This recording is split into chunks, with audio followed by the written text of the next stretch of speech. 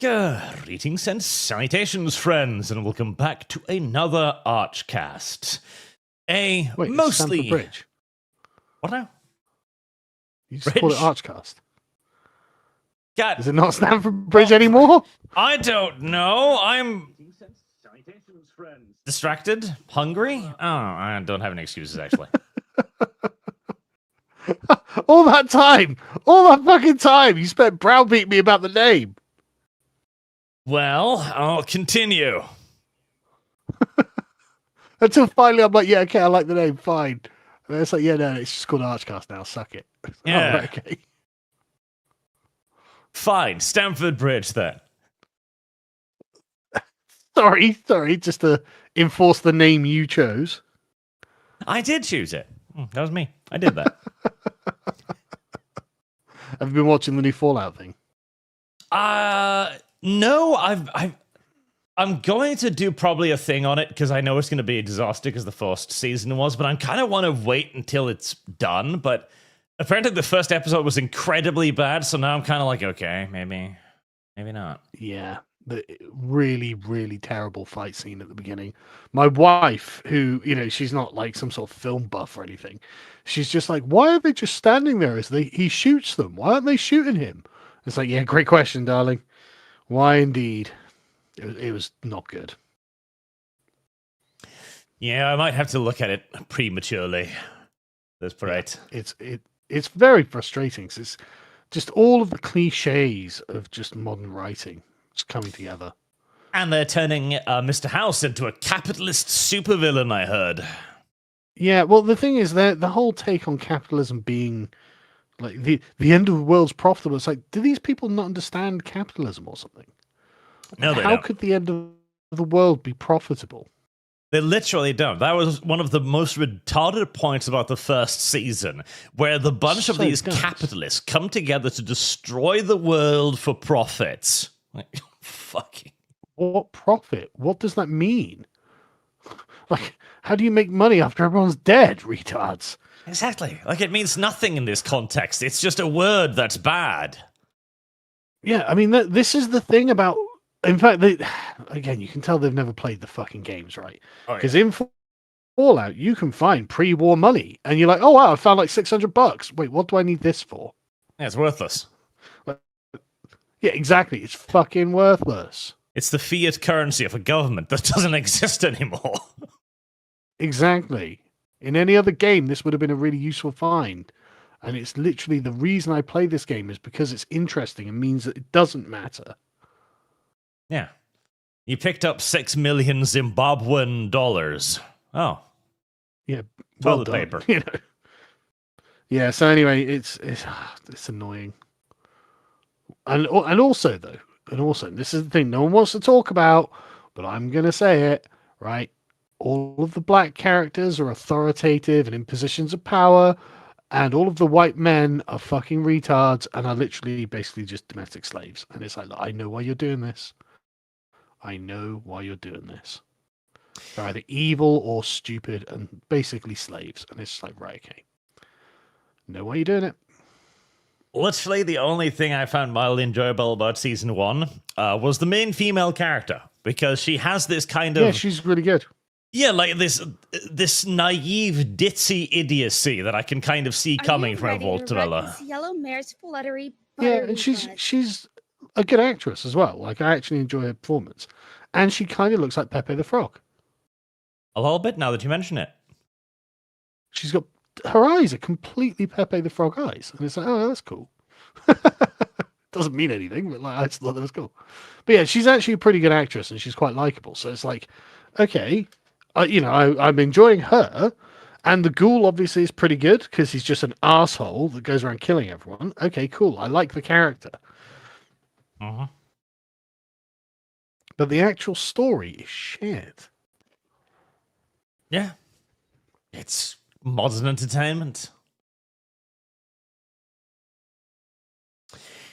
Yeah. And hello to the little chatties today as well. I see Kick is complaining about being ignored. Listen, I pay more attention to you than the rest of chat, which is little. But we're going to have a nice little relaxed stream today. Just a classic bedroom feminist moment, in fact, because we're getting into the holidays. And I don't want to think. I already demonstrated my inability to do so by naming this the Archcast. So, Okay. although we do have to bring in a small before we get to escape ourselves into the brain rot of the internet. I do have to point out that 3 Swedish girls committed a fucking grenade attack the other day. That's mad. Because this is just the world now. Fuck me. It's just mad, isn't it? I mean, it's such a ludicrous sentence, too. On no plane of existence does this make sense. 3 Swedish girls committed a grenade attack against a rival gang. Like, what the fuck is that sentence? how are the Swedish girls in gangs? Why is there a rival gang that they could attack? And why are they using fucking grenades? Yeah. And I love how this continues to... The 14-year-old who organized the attack... It's just mad. ...was recruited online by Super Mario from the Foxtrot gang. Jesus Christ. Like, what am I hearing? It sounds like something from like a retarded fable book or something. Yeah. Like, it sounds like the kind of parody stuff you'd hear about fairy tales in like a fucking Shrek movie, right? I was going to say, it sounds like a Seth Rogen movie, weirdly enough. Yeah, it's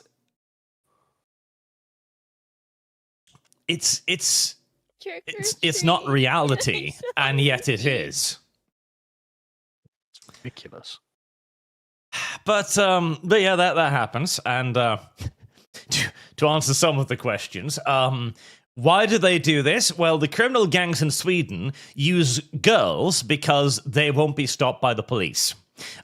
They figured out that the police in Sweden, although trying not to be racist, started looking at the brown men wearing tracksuits and thinking, you're likely to be criminal, aren't you? And started searching them and started discovering loads of guns and explosives and knives and shit, weirdly enough. I have lost. My God, my intersectional analysis has not prepared me for this. And so the gangs moved on to the next step of racial profiling, which was using girls, because the police looked at them and was like, oh, well, you're a 14-year-old girl. You're not going to be carrying a hand grenade, are you? But they're also white Swedish girls? Yes. Like, the fuck is happening, man? Literally, it's because the gangs themselves have become so powerful and so dangerous that they're just a part of life in Sweden now. Everyone knows where the gangs are. Everyone knows who's in the gangs, etc. It's just normal now in youth culture. They've been almost romanticized in Swedish media. Plus, they just pay them like Jesus. $4,500 to a 14-year-old girl is roughly equivalent to $1 million to anyone else. Yeah, it's unbelievable money. And in Sweden, of course, you cannot be jailed at the age of 14. You can only be jailed of 15 and upwards. And even that was a reduction from like 18. Mental. So, yeah, that's the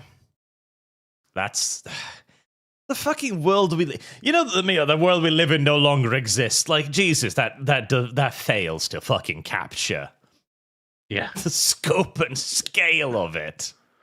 The world we used to live in was so profoundly innocent. Like, you Mhm. don't understand how innocent the world we used to live in was. God, I remember, like, several years ago, there was a case where, like, a bunch of teenage girls bullied another girl into, like, Minecrafting, and it was the worst thing ever. It was unimaginable evil, like, absolute horror show. How could they? How is it even possible that this could exist? Now they're throwing hand grenades at each other. Yeah. Fucking hand What is grenades. going on with Swedish teenagers, eh? And incidentally, the reason why they're using hand grenades is because, get this, the criminal punishment for owning a hand grenade is lesser than that of owning a gun. Why? Fuck knows. A hand grenade is an actual weapon of war, man. Yeah, but the Swedish police system didn't think they'd have to deal with that. Well, they probably never had to in the past. Exactly. Heresy's the question. Fire is the answer. So yeah, welcome to reality. Now, let's quickly fucking escape that and just laugh at a man on the internet. God. I have lost. Shit. Fuck, I miss the age of the bedroom feminist so fucking much. God, me too. It was, as you say, it was such an age of profound innocence. Again, I always bring this up, but there was a time when we genuinely believed these people were just mistaken. Like, oh, you can just explain it to them. 10 years later, 14-year-old girls are lobbing hand grenades on the streets of fucking Stockholm. But it also makes no impact on these people's belief system. Yeah. They don't care. It doesn't matter. I genuinely saw a post underneath that tweet going, oh, somebody's going to spin this to be about immigration. How do you know that? Why would they do that? What were the odds? Trick or treat. Why would anyone do something so cruel and malicious? Ridiculous.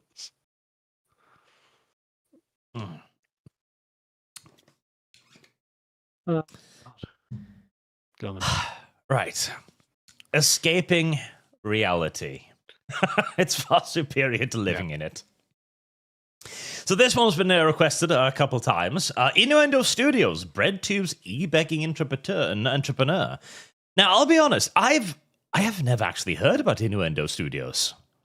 Have you not? No. He made videos years ago being like, everyone's joining the alt-right. Not being a communist means you're going to become a Nazi.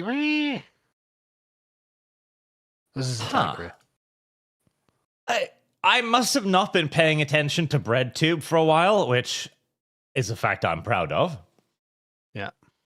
Because, yeah, I'd never heard of this guy, but apparently he's one of the worst cases of the BreadTube community. I'm pretty sure, literal cuckold, all that sort of thing. Excuse me? Well, I mean, they're all literal cuckolds, right? I'm pretty sure that his name's Ian Danskin. I'm pretty sure he's a literal cuckold. Like Destiny, they all outsource their girlfriends for some reason. I'm pretty sure he was one of those. It's been a while since I've thought about him though, so I can't really remember. Right. Well, I'm just gonna take a wild guess that he is a literal cuckold, and I expect this video is going to prove me right. Stab in the dark. I think he's a cuck. Yeah. I mean, literally, I'm pretty sure he's going to be like in a poly relationship or some shit like that. Okay.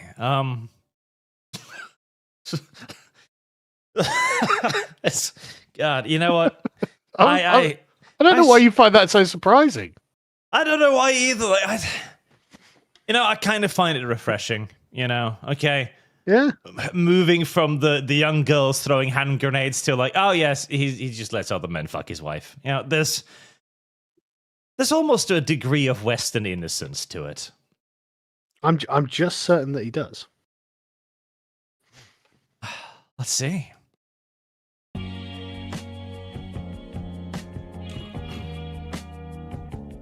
I mean, look at To explore the possibility of maybe buying myself a few months to make more video essays. I have, a lot of topics I'd like to cover, mostly around video games and web culture, for instance. But, I just can't take it anymore. Lefty e-begging. The same guy? Yeah. It's like H-Bomber Guy, man. Damn. It's literally the fucking same. Like these guys age so badly. Yeah, holy fuck. What happened to He's his probably hair? He's probably only in his mid-30s as well. Low T, I guess. Whatever does it. Well, listen, I know I have a high hairline, okay? I've had it since I was a fucking child. But, jeez. And somehow, he's what? It's okay, so his hair just transmogrified from his head to his chin. That's impressive. It's exactly the same as H-Bomber Guy. Like, there's something about the way they live their lives that forces their physique into this pattern. Scientists should study it. I just can't take it anymore. Lefty e-begging must be a tradition Are you at this ready point. to rut this yellow In mare's the past, you bluttery, may have encountered buttery the butt? "I'm trans and would like to buy a new computer." Go So, find me. can we pause a second? In defense of e-begging,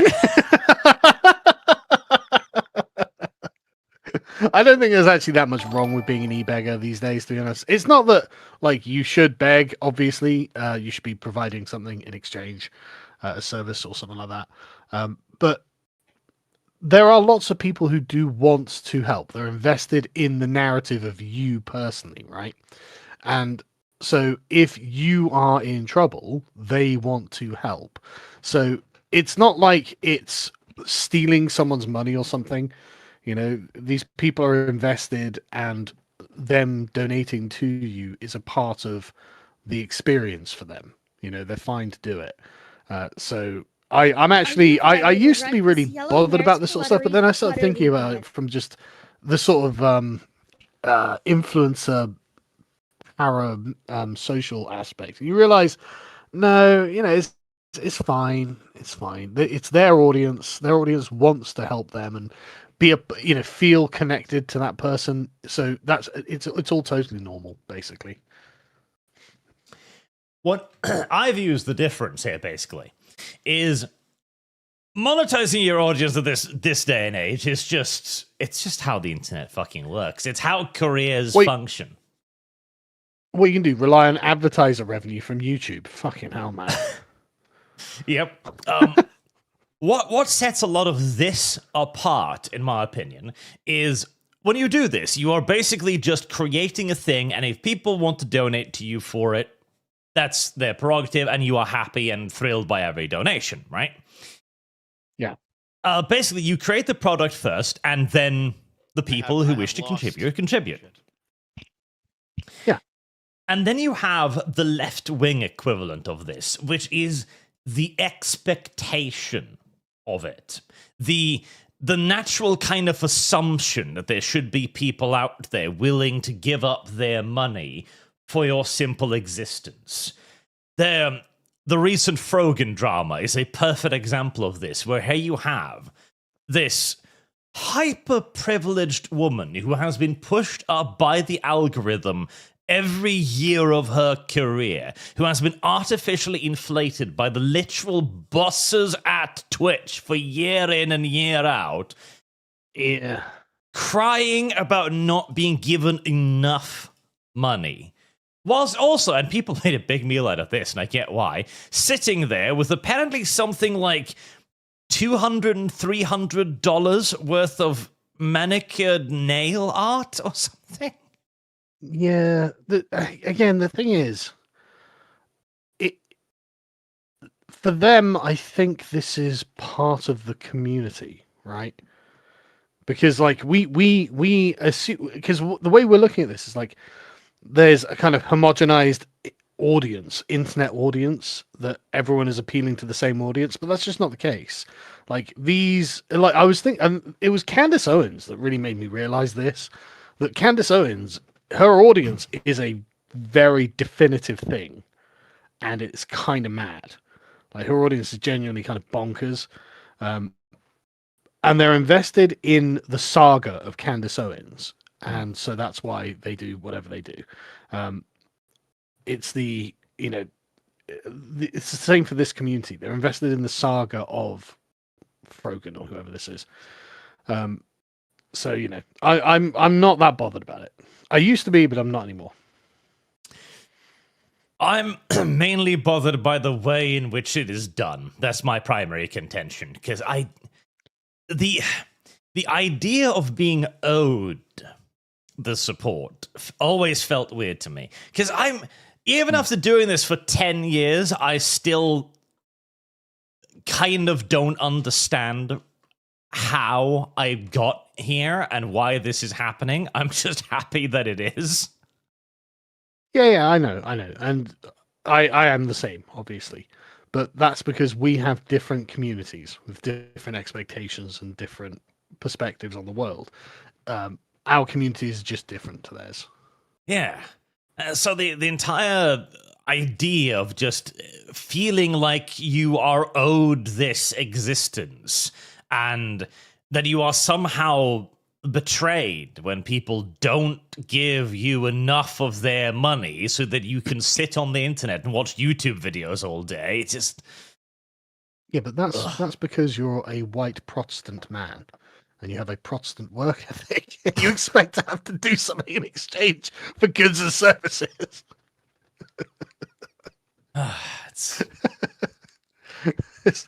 She's wearing a hijab, Arch.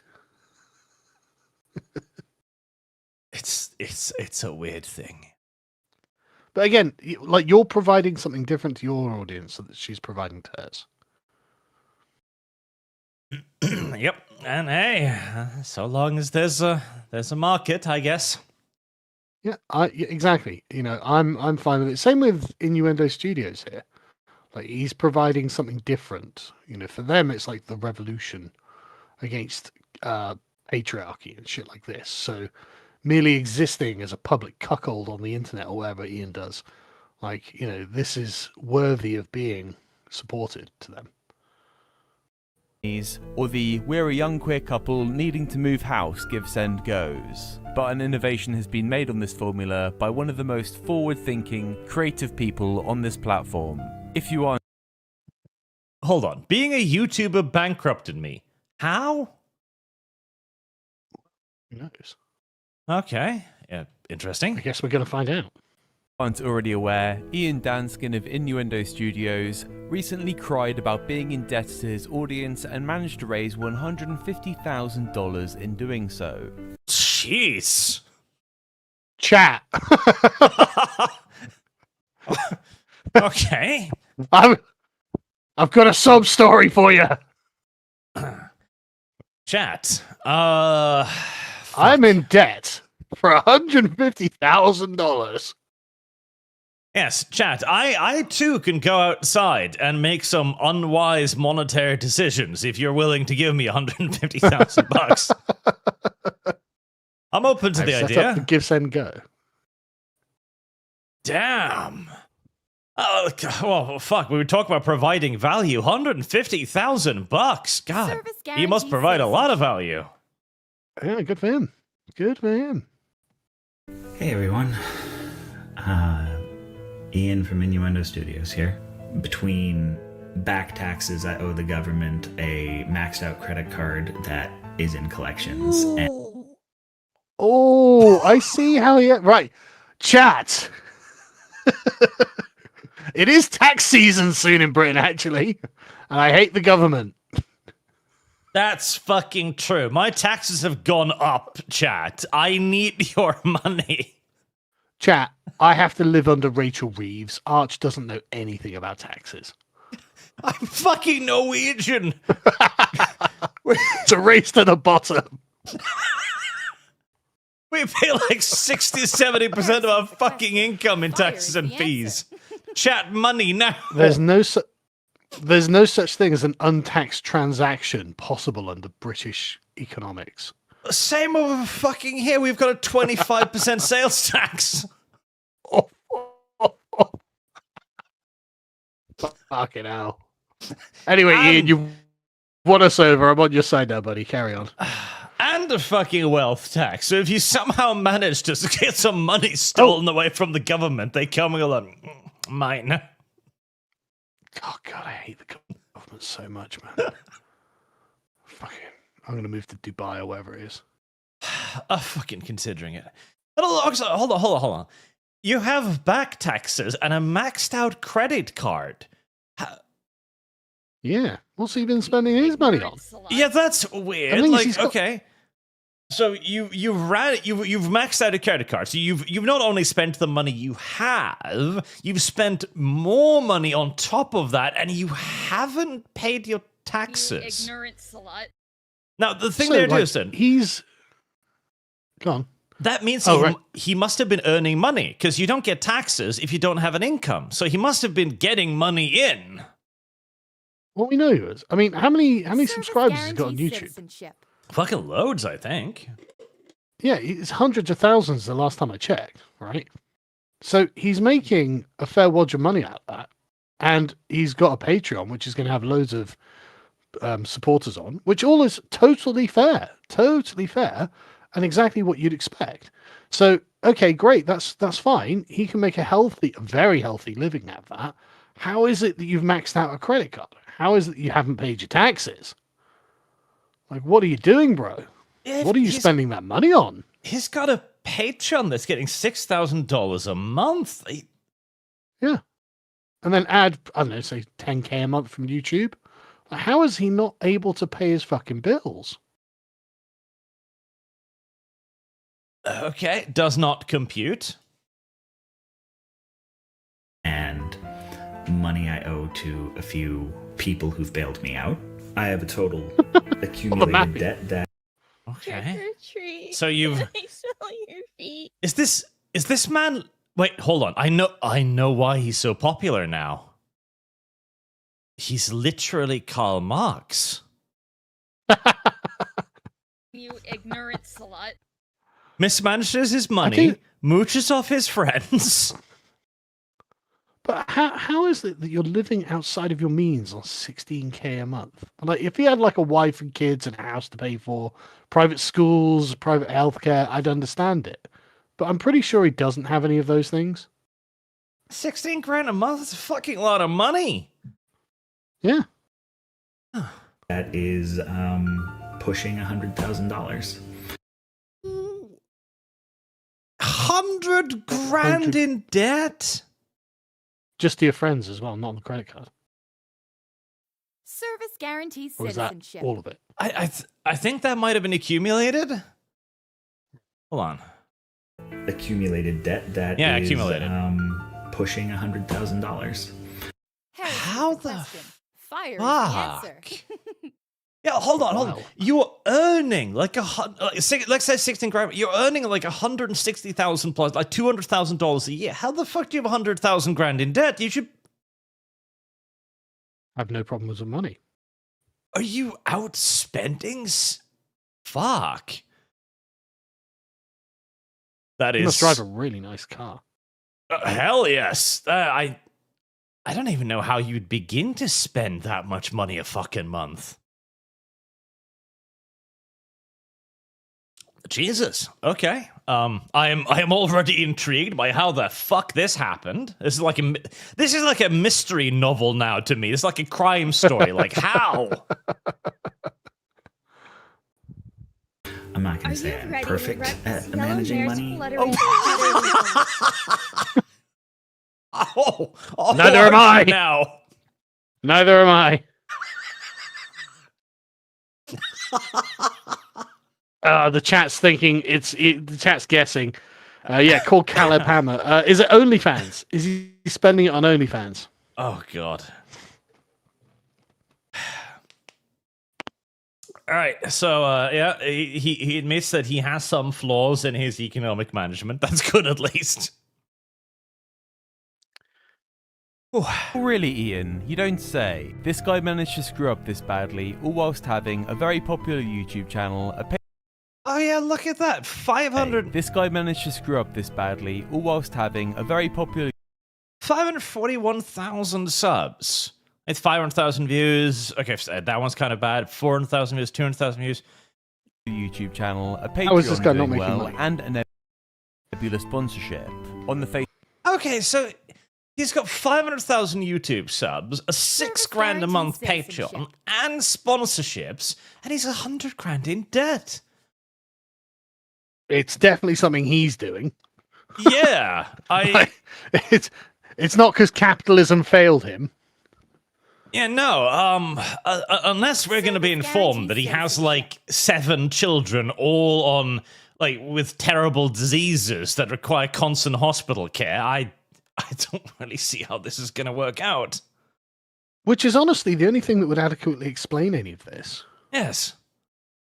You know, I'd actually understand if that were the case. I would. Face of it, I see this as pretty shameless, and I see him as foolish for getting in this much debt. Oh, fucking foolish. Foolish? Okay, I agree with the narrator. one pet peeve I do have, one of many pet peeves I have with the government, is its education system and the fact that it... Okay, I saw a tweet the other day about some NBA player, right? And he was explaining taxes. Like this was some sort of knowledge he unearthed from the elders. Like, listen, if the basketball player is earning $10 million, the government actually takes like 40 of those. He's only earning $6 million. To be fair, I'm with the basketball player. Fuck the government, man. Oh, I am in full agreement. Fuck the government. But there's this idea that people are unaware of the existence of taxes. We've not been listening to the libertarians at all this time. I just can't imagine growing up in this world and just not knowing that the government is going to come to fuck you. That seems utterly absurd to me. I mean, I guess it's news to some people. But looking more closely, Ian Danskin isn't just a shameless fool, I see him as one of the most comically sad creators to exist on this platform. So let's take a look at Ian Danskin of Innuendo Studios. Ian once claimed that he'd been trying to get a university degree for the majority of his adult life. I've been trying to get my Holly gamer. Nice. That tells you everything you bachelor's need to degree know. for most of my adult life at this point, but You've been trying to get a bachelor's degree for most of your adult life. I got a bachelor's degree part-time from home. Yeah, bachelors aren't that difficult. I mean, No. it requires a commitment, but a bachelor isn't that bad. Like, if you were talking about a master's or a doctorate, I'd have sympathy, but a bachelor? Yeah. You can get those via fucking letter courses. In what? soon. And 10 years ago, a project for his studies was making a documentary on controversial game developer Phil Fish. This video is Oh, Phil Fish. God, I remember him. He was getting dicked on by the entire internet for a while there. Well, yeah, but he deserved it. Oh, yes. And it was our little redundant friend, Dev, who actually unearthed that back in the day. It was. It was. So I guess what I'm saying is we can blame Dev for the existence of Innuendo Studios. I have lost. You know, I actually think this is one of those few things that Dev isn't responsible for. Oh, really? Yeah, I think we should blame his parents. I mean, holy shit. Like, really, your son is out there, not, with 100 grand's worth of fucking back taxes unpaid. That's true. Dad, I owe the government $100,000. I'd be like, fucking what?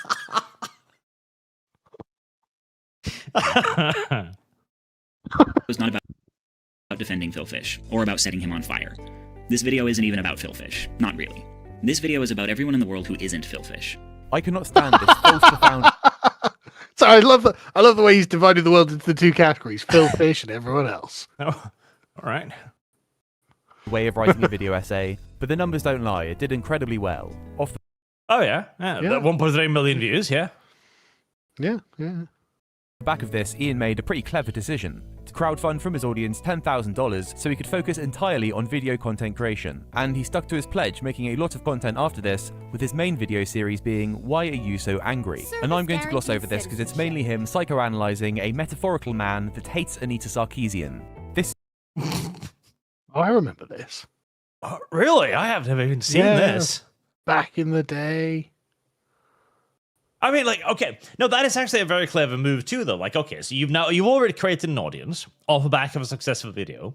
Then you basically filter out the audience that is willing to pay for content, and then you nurture that audience. Yeah, that's really fucking clever. And then, of course, you just keep appealing to them directly by stroking their politics for the next 10 years. Absolutely. Yeah, but also look at the actual nature of the video. What have you done? You've created this straw man. Like, you right-wing Nazi racist on the internet. I'm going to fill you in as the sort of evil, the anti-hero of my video series. And I'm just going to put all these words in your mouth forever. And you're going to say exactly what I want you to fucking say. And I'm going to reach the exact conclusion I want to reach. Yeah, Everyone's a winner. flagellating you in front of my audience of 10,000 simps. Oh, brilliant. This is his main reasoning for why people got so riled up about feminist frequency.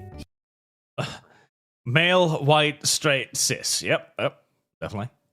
He won't just stop noticing what these women pointed out to him. The war against social justice is something to do with his frustrated anger, but there is no win state for him. And That's rich, especially considering the current state of affairs.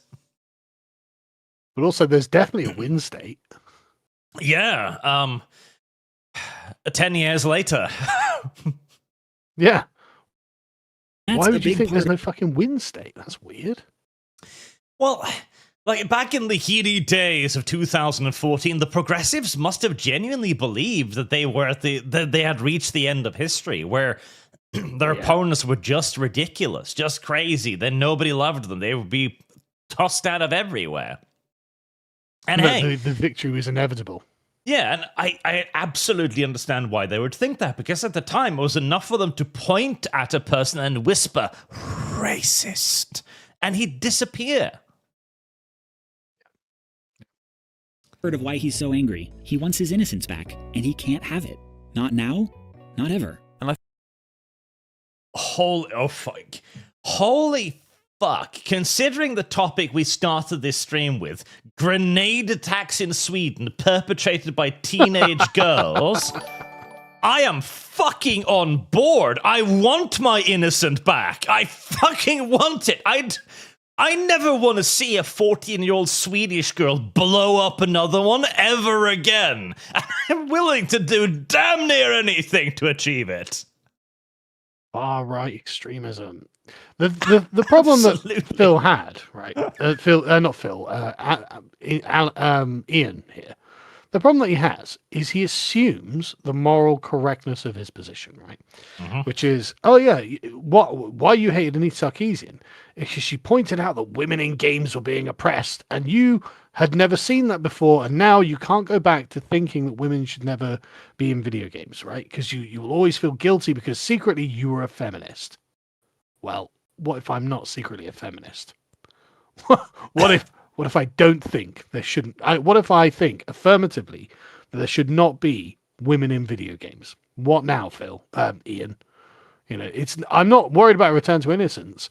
I'm worried about securing male domination in video games, Ian. Now what? Yes, what if I posit to you that if we start treating women in video games as if they have agency, Swedish girls will be tossing hand grenades at each other at the behests of brown people? How about that? Yeah. Ian, you did this.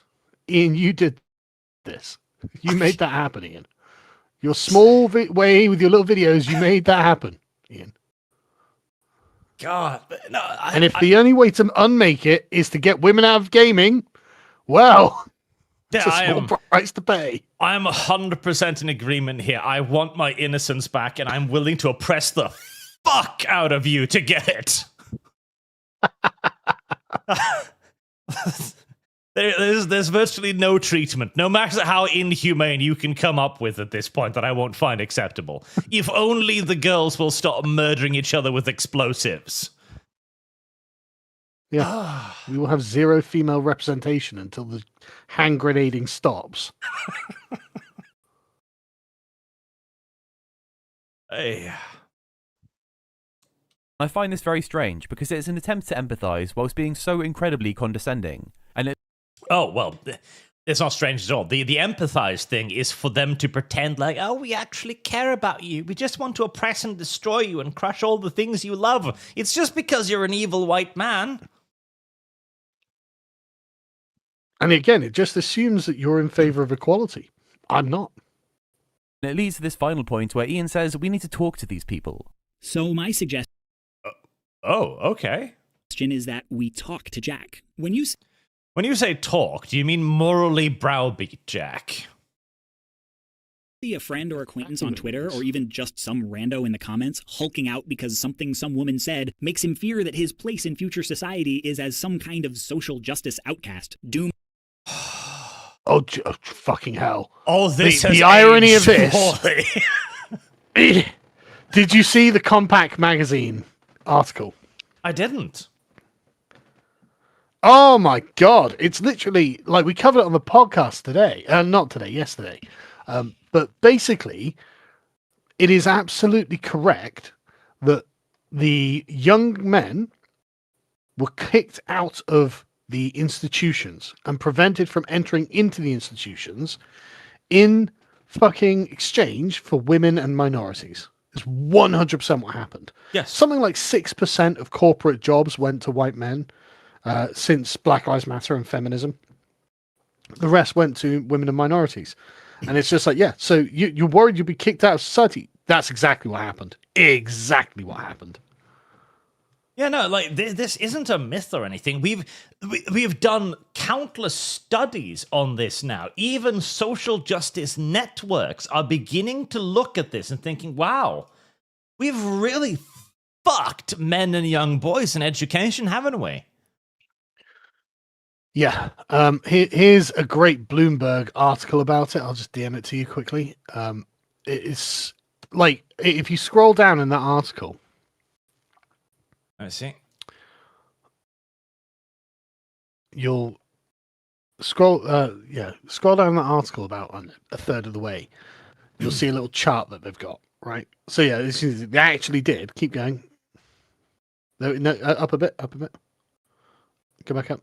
There we go. That's the raw numbers. Okay. 6% white. Thanks, social justice.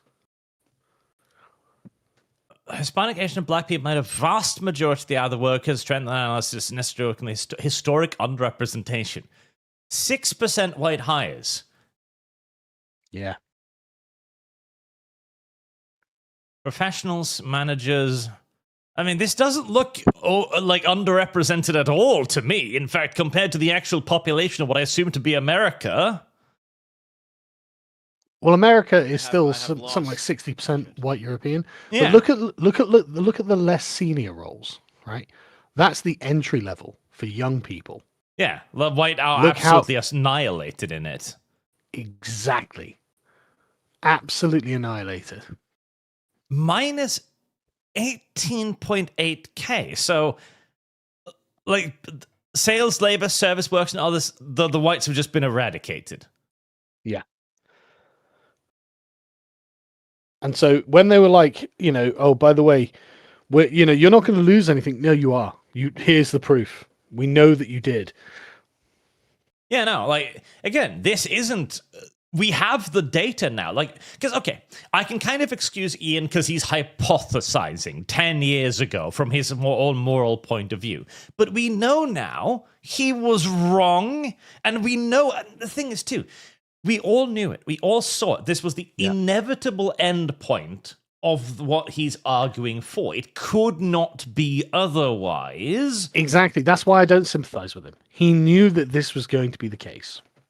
Well, like, the most charitable interpretation was that he was simply so blinkered by his own ideology that he couldn't see it. Yeah. I think he just hated the people he was destroying. Yeah. Because all of this is true. Like, some sort of social justice outcast. Correct. doomed to a life of exile followed by eternal damnation, and he starts spewing whatever he... And again, like, eternal life of damnation. Yes, the cost of living is increasing. Like, the average age of a new house owner in America is 33. That is wild.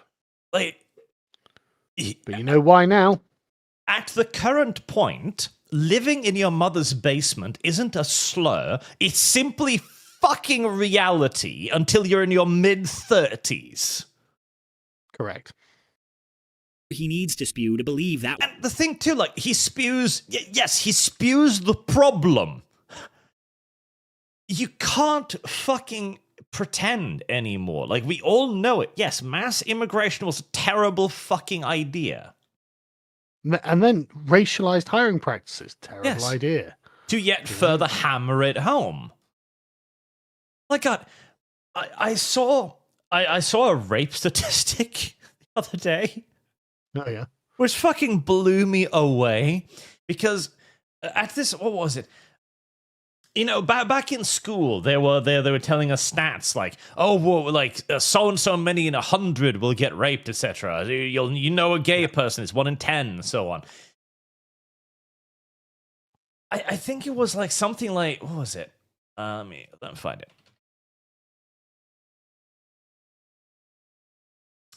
Oh yeah, here we go. Sweden was now at the top of rape statistics in the world. Amazing.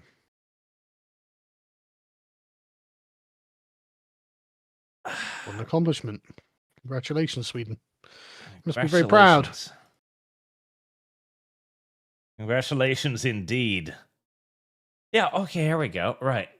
So, let me just show you this fascinating little fucking thing. Statistics by country, 2025. Race per 100k population. Sweden, 84.424. Seems pretty barbaric. Grenada, Sweden.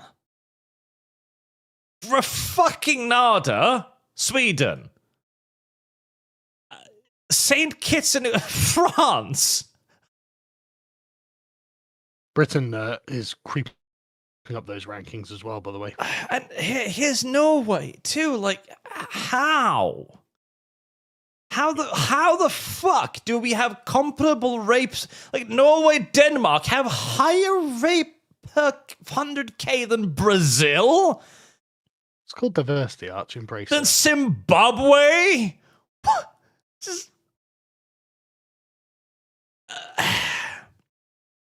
Not a lot to say, is there? It's... Again, like, we started this video by going, reality is just insane now. And yes, reality has become a fucking monster. What else is there to possibly say? The word, and the thing is too, like, the most pessimistic, the most fear-mongering of predictions of the far right in the age of Innuendo Studios have all fallen well short of reality. Yes.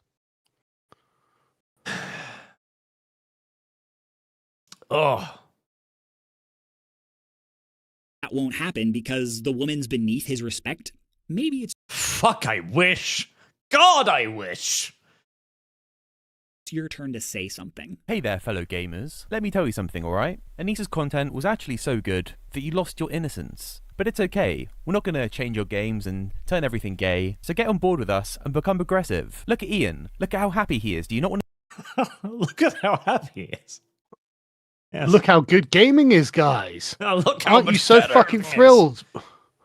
But aren't you so fucking thrilled that white men aren't making your video games anymore, lads? Oh. So, of course, the gaming industry went through exactly this fucking process.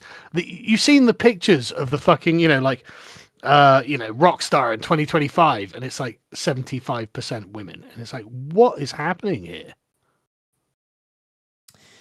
You have no idea how thrilled I am that gaming grew up. That was truly one of the best things that have ever fucking happened. It's literally, they literally just crammed all of the fucking great game studios with diversity hires, and gaming has never been worse. Want to be like Ian? Same with movies, same with every entertainment industry. Yep. And things have never been fucking worse. Hey everyone. And the series that Ian's most well known for is the Alt-Right Playbook. For some reason, this series is heralded by many lefty streamers and such as some sort of legendary work. Say, for the sake of argument, you run a modestly successful YouTube channel, and given the current political reality, you're thinking of doing some videos on the alt-right. This is how every video is. He talks about an experience that he has had, but he frames it as a hypothetical that the viewer may experience. Let's check out the topics for his first 2 main videos. Say, for the sake of argument, there's this guy who's running for president. So you pop on over to Twitter and comment on how this guy's apology opens with 2 comically untrue statements, and like flies to manure, his supporters show up in your mentions. Say, for the sake of argument, there's this feminist media critic whose work you respect. Being an internet-savvy human in the information age, you sometimes share your opinions of her work on your various social media platforms. Feminist is okay. No, feminism is the beginning of the fucking end times. Yep. And you've noticed, whenever you speak positively of her, many different people come out to yell the same handful of things at you. Fucking heroes. I salute every last one of you. God bless you, gatekeepers. Your only error was not being strident enough. How does this guy not clock that it's incredibly pathetic to make this big project about the alt-right and then the first 2 main episodes amass to times they had arguments on Twitter? And I mean, yes. when he does try to make points, he sounds like a complete kook. When the subject of illegal immigration comes up, for instance, you'll have to explain to your audience that the idea of protecting American jobs from undocumented workers is Republican double talk for hating Mexicans. No one... You know what? Yes. Fucking yes. But that's just like things that have aged so fucking poorly, man. Because this was before poorly. Biden let in like 10 million. Yeah, and before again, we see the job market. We know the consequence of all this. And again, it was so obvious. It's like, okay, listen, you have X number of jobs in America because that's simply the economy. If you let in 10 million people, there'll be fewer jobs. Yeah. It's one of those positions where it's so obvious. You have a finite resource and you reduce it by 10 million. And you're like, well, we won't have less. What are you saying, you Nazi? Do you hate Mexicans or something? Do you really think that companies will just hire the cheapest illegal labor because it's completely undocumented and therefore completely incapable of fucking claiming any kind of rights? No, says the socialist. The corporations would never take advantage of these weak and vulnerable people.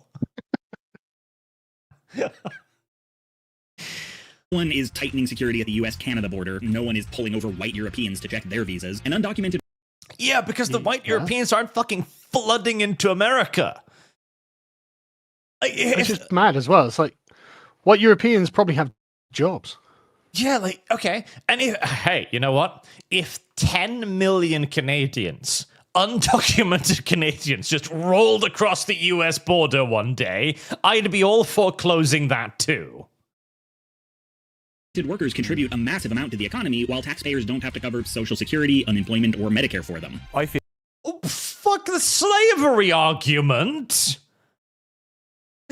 Listen, we have loads of undocumented workers that are working for free, being exploited by corporations. You don't even have to pay for them. Like, I mean, I can see the validity of your argument. It has a certain virtue to it, but sir, are you sure? feel like I'm getting baited watching this, like this was some elaborate trap to set up for some pedantic asshole to find this content 8 years later and feel the need to debunk it. Oh, fuck. Are you kidding me? I'm half tempted to go back and watch all of this now from, like, literally, like, Innuendo Studios, 10 years in the future. What happened? Yeah. Everything he said wouldn't happen happened. Yeah. It's like categorically, if anything, every worst case scenario he stated turned out to be worse.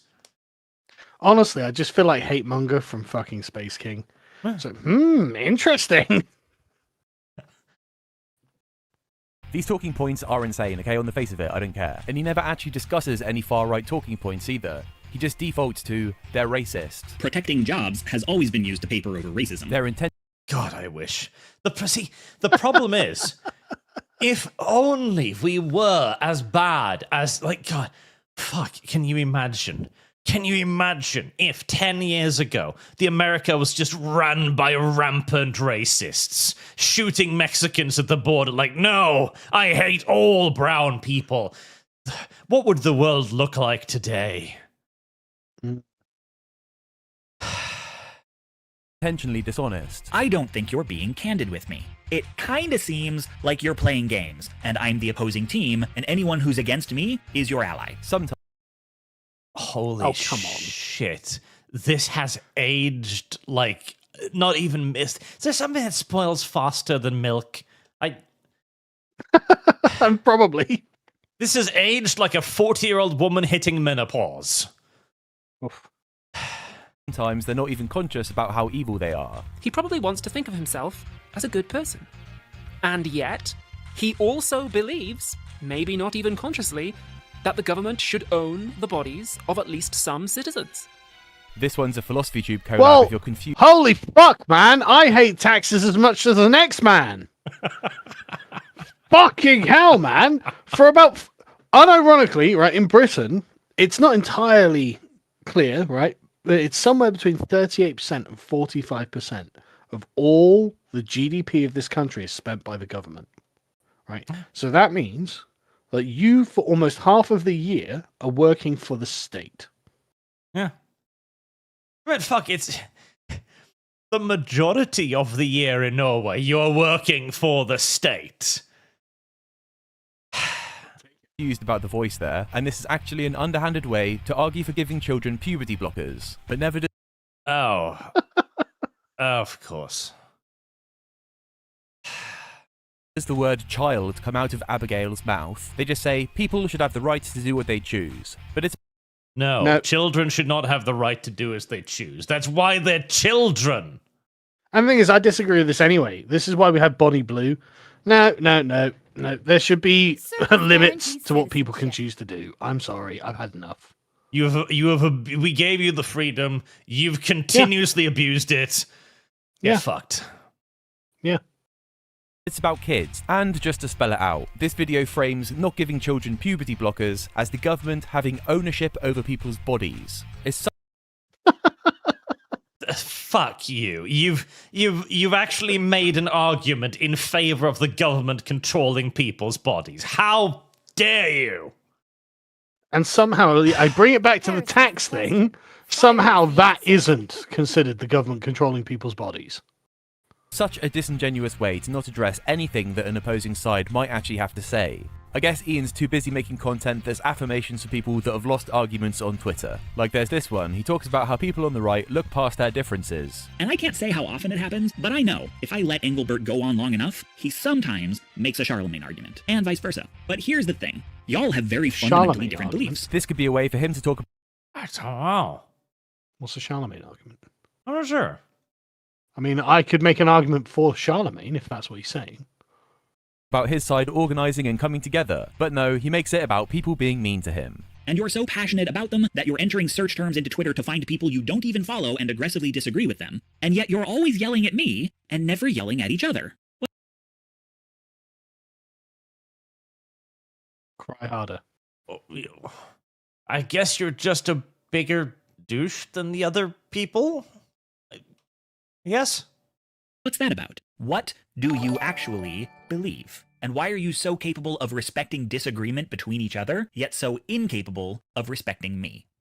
Oh, that's simple. It's because when another person says something I disagree with, it's probably something mildly reasonable. When you say something like, oh, nothing bad will come from mass immigration, I look into the future, and yet again, I see the 14-year-old girl lobbing a hand grenade to blow up the other 14-year-old girl, and I come to the conclusion that you are fucking evil. But also, everything he says is predicated on your evilness. Notice how, like, you don't care about protecting jobs, you just hate Browns. Like, no, I actually do care about, like, you know, the economic state of my country, because I don't want the government to just own me forever. But he has assumed bad faith on your part at every point. And then he's like, but why don't you respect me on Twitter? Fuck yourself, Ian, that's why. Yeah, and sir, it took me 10 years to reach the position of, no, I just don't like browns. You had to drag me kicking and screaming to that position. Yeah, I didn't begin at that position in. It took you 10 years to get me here. And now I'm like, you know what? Fuck yeah. I wish that had been our position. How much better the world would have been. Who should have began at that position? See what his fucking reaction would have been. God. Oh wait, guys, are you not just worried about a return to innocence? No, fuck off, Ian.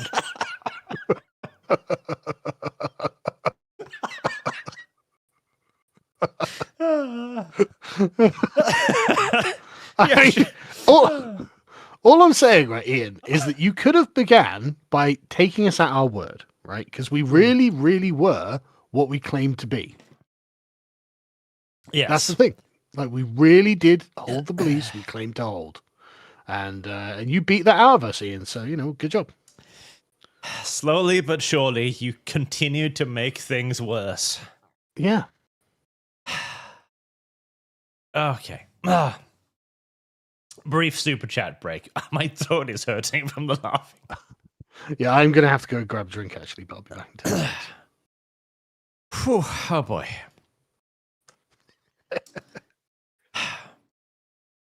All right. Hello, chat. What have you been saying?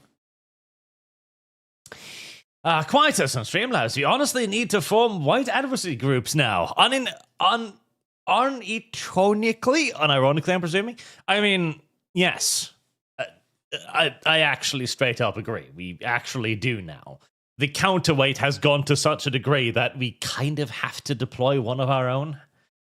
Tim France, blessed Christmas. Here's money for your e-bigging. Thank you. But I can't help but notice that you're $149,990 short of the required amount.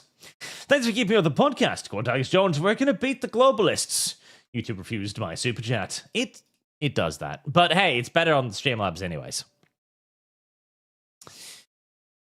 Sanddoom, Arch brain no worky without pastries. That's true. Actually, I have other pastries today. Boo, give Kickshare some attention, please. They've been ever so good. Haven't built a single tower or stream. It's been 5 minutes. And opinions on Blue Archive fandom being the Poland of fandoms and gatekeeping hard on the Warhammer fandom or the British government. Based. Not even Caleb Hammer can help this guy. Bass player, what is it? Modern day penny gangs? Manga 2, we're watching World War II films with Lummy no server right now. We're on Russian film Come and See, Witcher, and Phoenix Point. What was Doom? In a way, I agree with you. Comment I saw on X, syntax, about Return to Fallout 1 and 2 in terms of story writing. However, gameplay-wise, I would prefer we go back to New Vegas. I just think the entire fucking thing needs a hard reset. We just need to kill Fallout, bury it, and then we can resurrect it in 10 years' time. That's what it was supposed to be. Boog, is it that the world doesn't exist, or is it that our parents did a good job at shielding children from this garbage? No, we genuinely were innocent in a retarded sense, and we gave our opponents far too much credit. Far too much fucking credit. Sino Scum, have either of you seen the work of Sarah Payne? You might not fully agree with her, but it's well made interesting work on geopolitical nonsense. I cannot say that I have, no. Bass player, we used to live in a peaceful time, said the man who lives in a country where a bunch of metalheads burned down churches. I mean, that was fucking peaceful by comparison. It's like, oh no, they burnt down a church once every 10 years. I miss those days. What's this? Just a memory. To Logan, I swear future historians every 10 years. will be so confused by our leaders this happened because some mean words and loose women. I I cannot wait to read the history books on this fucking era. Yeah, for any future historians, it's exactly as we're describing it. Yeah, it's actually that bad. Like, this isn't a case where, like, you can go back in time and go, like, oh, no, the French did actually have pretty good reasons for doing what they did pre-World War II. No, it's exactly as ridiculous as it sounds. All of it. Yeah. Lord comes the Spartan, Throne of Terror. I want off Mr. Bones' wild ride. No. Akun, Starship There's Troopers no escape, problems. mate. Where would you go? Need Starship Trooper solutions. Well, I agree. I completely agree. There was some fucking dipshit because they want us to go to war in Ukraine now. The governments of Europe basically like, guys, you need to sign up for the army. And everyone's like, fuck yourselves. Why would we do that? And they're like, oh, these patriots wouldn't even fight for the country. It's like, well, I mean, you wouldn't either. I watched this one video of this little shitheel going, well, I mean, I personally won't, but like these guys won't. And it's like, okay, well, you know what that tells me, right? Is I don't think you'd fight for anything, right? Because this is as good as you could hope for it to be. This is the progressive future that you were asking for, and you won't fucking fight for it. If I thought like I could get a based future, I might go fight for that. You know, I actually might go do that. And so what that tells me is if we were to just rescind your right to vote, you'd just go, well, I don't like that. That's very mean. You're fascist. It's like, okay, now what? Like, what of it? You know, what would that mean to you? And they're like, well, nothing. I'm just going to sit there and play my video games. So, yeah, fuck you. Hey, listen. You've spent the last 10 years explaining to everyone that it's not our country anymore. Yeah. That it's not ours. It's everybody's country. It's everybody's NHS. It's everybody's America. It's everybody's Norway. Everyone has equal rights. You don't own it. There's no such thing as Norwegian. What?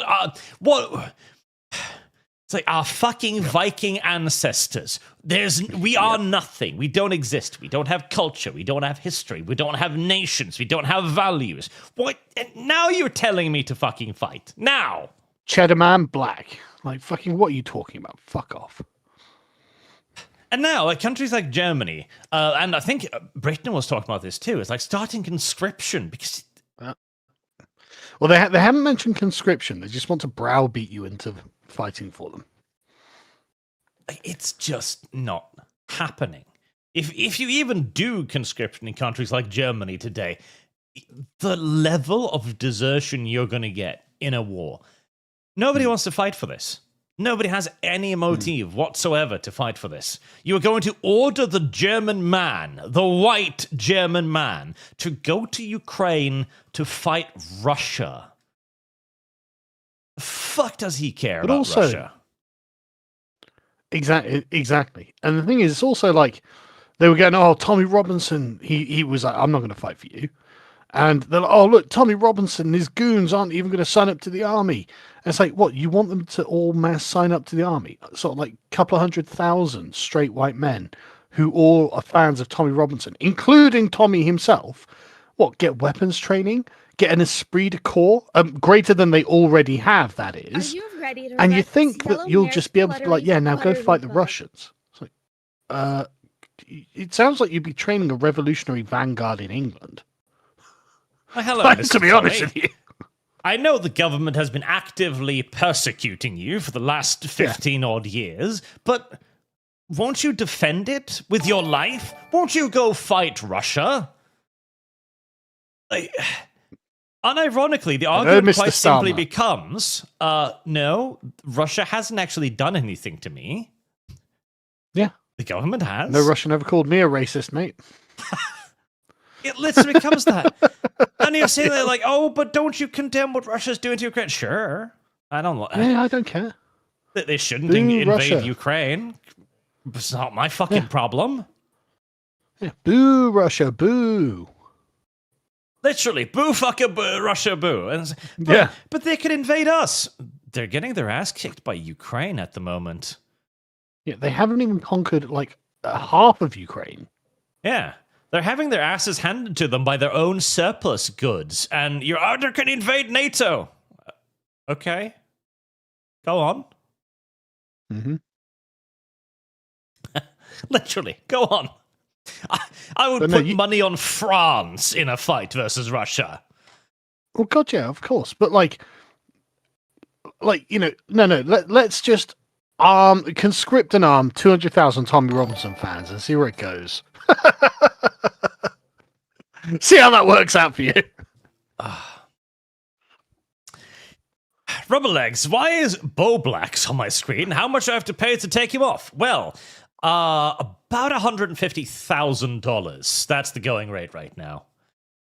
See, I thought I had a very nice and generous community, but I've learned now that you don't give me enough money, chat, so I've down prioritized you significantly.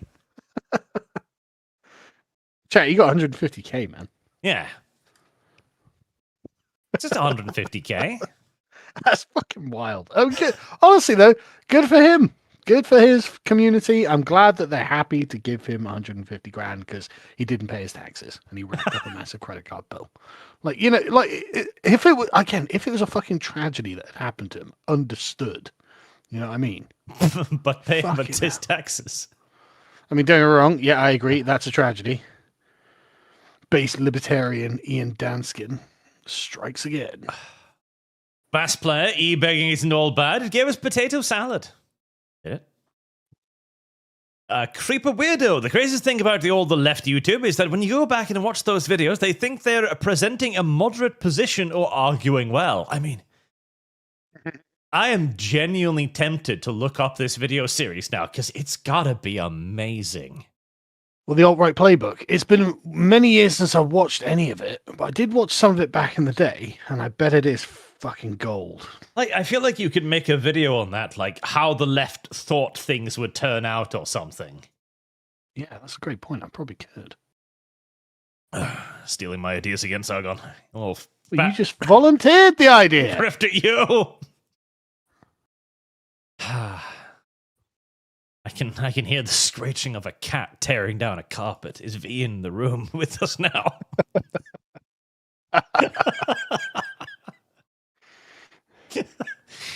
The band Skaven, thank you for fixing Sargon's audio for today's stream. To be fair, he fixed it himself. Yeah, for some reason, Windows turns my mic down.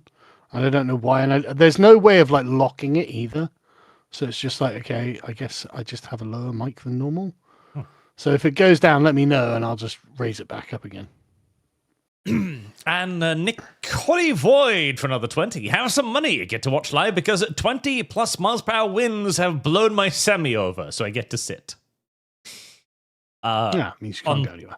The one hand, congratulations. On the other, I'm sorry that your semi-trailer was tipped over by the wind. That sounds like it sucks. Yes. And thank you.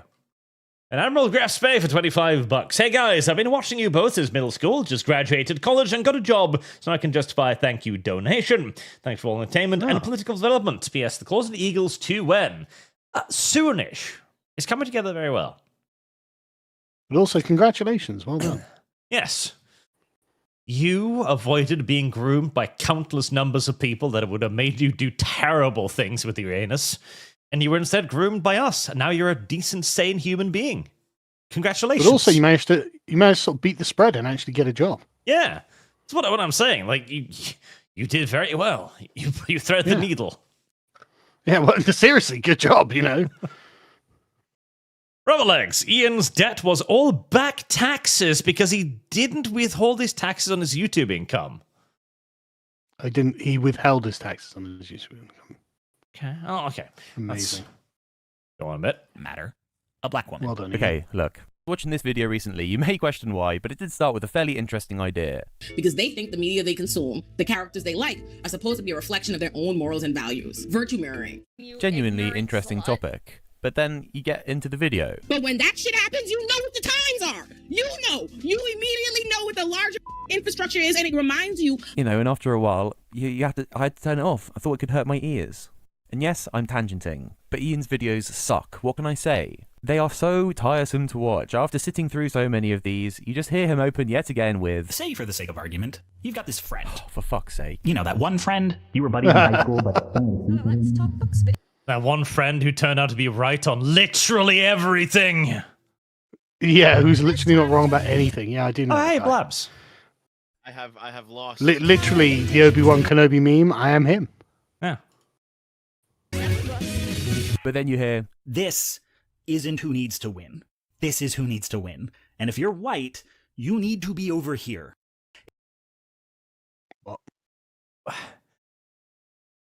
Why? Yeah, why? Okay, so the young brown guy going through school is the one who needs to win. Why? Why does he need to win? And why do I have to become a violent revolutionary to make him win? Yeah. Why am I in any way invested in him winning? Not to He's mention, not invested in me winning. I'm pretty sure we spent the last few hundred years building a society where literally anyone can succeed based on their own merit. That was indeed the entire purpose and point of what we did. Yeah, we did do that. It may not always be a 4,000 strong protest. Every direct action is unique and must be strategized in concert with the people most affected. But what I can tell you is when business gets done, white folks need to split the check. then the good times are over. What? Why? Yeah, why? The entire argument of this became oh, but you've got to pay. Why? Well, because you feel bad if you don't. Nope. Yeah, no, I don't. Just in the same way that I didn't feel bad about women being kept out of gaming. Yeah. None of this was a problem. And we've proven now that it wasn't. Yeah. But you remember where you are again. So, on the whole, it's dreadful. Only the most passive, thoughtless lefties must watch this stuff. I love me some Innuendo Studios, chat. Yeah, that adds up. This series is going to come up again, but let's look quickly at his Protagony series. It's left I can't lie. I'm very tempted to find and watch that stuff now. film and TV analysis with a focus on characters. A plot is a sequence of events where event 1 causes event 2 causes event 3. I just want to take a quick moment and point out that he believed it was necessary to explain what a plot is to the audience. To be honest with you, it's fairly standard academic procedure. You know, you just simply define the terms you're using. There's not much to it. You just move on. I guess. You ignorant slut. Chain from beginning to end, connected by therefore and but. That clip probably was a month of backbreaking hard work for this guy, and check out this epic mic drop at the end. Characters who direct the stories of their lives make for great wish fulfillment, but sometimes I think that makes them less relatable. I don't know that makes the screenwriter's treatment of joy. All right, loser. Okay. I can't relate to people who are actually in charge of their lives. I'm a cuckold. Yeah, I don't relate to the character who determines where his life goes and makes it happen. I agree with you, Ian. I don't think you identify with that character either. Defensible, but it is perhaps revealing?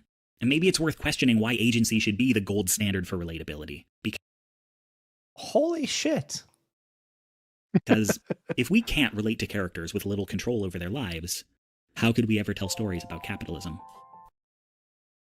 And it shouldn't be too surprising considering Ian's work. How could we ever tell stories about capitalism? Ian, you didn't start as a fucking wealthy YouTuber, bro. Yeah, I was about to say, Ian, you have an income of like 150,000 grand a year in capitalism. In what other system exactly is this going to happen? Yeah, you particularly. In what other system do you make money? Work ethic later on in his career, but he only managed to make 2 videos for this series. In his second episode on Abed from Community, he randomly references the movie Antichrist, and then shows a clip from Community with this shaky hand cam footage as the next thing that he shows. And I don't know if that is a little schizo Easter egg for freaks, but if it is, I like it. See, we're doing a fair review here. Then he has these co-hyphen vids. They are random one-offs that are mostly boring, but he does have the cuck video. That's right. I told you. The cuck video. Why are you surprised? Why are you surprised that he would have a cuck video? Right, 17 minutes of content about how he's not 100% of ad proceeds for COVID were donated to critical resistance of police and prison abolition group. Amazing. Are you funding terrorism, sir? Because It sounds like you're funding terrorism. that sounds like it's funding terrorism, yes. a cuck, and how he totally doesn't care about how he's called one all the time as well. Now, I care Okay. so little about being called a cuck on the internet. I made a 20-minute video. Well, I about made being this called a cuck. fucking video about it. if you're a man on the internet who's God, I knew not a raging dickwad, you've probably at some point been called a cuck by a man who is. I personally have been called a cuck.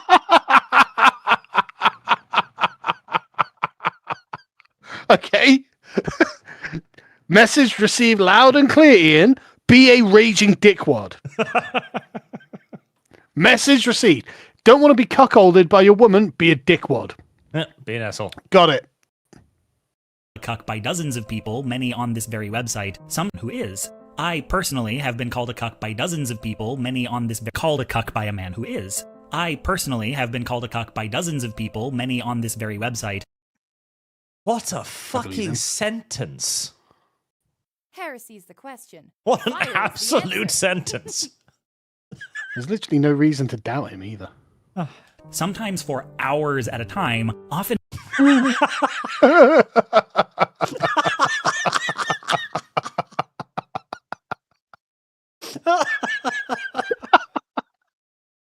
Holy Again, shit. let's take him at his word. with upwards of 7 ad breaks. Let's unpack that a little. And this video is obscene with some of its imagery. It really is quite unnecessary and weird. Basically, the video is 15 minutes of him rationalizing that he's actually a totally cool polyamorist. I've been at this a while. Oh, Told fucking ya. course. And there have been stretches where I was dating only one person who had multiple partners. And the video ends with I could have predicted that. this. They've been yelling, "You let your wife f*** other men," for pushing 6 years now. And fun fact, I've never been married, never claimed to be, and no one but them has ever said I was. But their story that I have Checkmate. I'm not married to her. Yeah, Oh, checkmate. wow. I You don't got own him, Ian. that You got woman. him. Yeah, exactly. Yeah. Exactly. Fucking well done, Ian. I've never laid claim to the sloppy seconds I enjoy. one partner whom I've either willingly sacrificed my autonomy to because I'm such a worm, or who I'm stuck with though I secretly yearn to be free, just works better if we're married. That's the story they prefer, so that's how they tell it. And half the time they're confusing it with the shit they made up about Anthony Birch. Why would I waste my time arguing with that? Literally after he has been You arguing told us to for fucking the past talk to them. 17 minutes how he's not a cuck. Yeah, that's... But he told us we need to speak to the angry young men. Okay, well, you just told us that you don't want to. Sometimes this is one of those you don't have an internal monologue sections where you finish a 17-35-second video complaining about being called a cuck with the sentence, why would I argue with people calling me a cuck? Why would you argue if it's true? Yeah, surely that would be... I mean, if this is something you actually like, why do you even react like, you're a cuck? Yeah? Yeah, why do you feel stigmatized by it? Unless there is something about this that you yourself look at and go, yeah, I am a cuck. I mean, literally, the next thing you would expect him to say if he actually was proud of it is, "Do you want to come and shag my wife?" Oh, God, you know, if you were genuinely a cuck and you were happy being a cuck, you'd be like, yeah. Do you want to have a go? Maybe he'd have a better argument for this if he wasn't saying some weird stuff in his videos too. Note that I am using the term dominatrix a little loosely here. In real life, there is a distinction between highly sexualized violence and actual BDSM iconography. How do I know? Mind your own business. Oh, good. He's the kind of cuck that gets tied up to. Oh, great. Oh, fuck. And my vivid imagination just flashed me a picture of him half naked in the chair with a bondage gag. Thank you, brain. Thanks.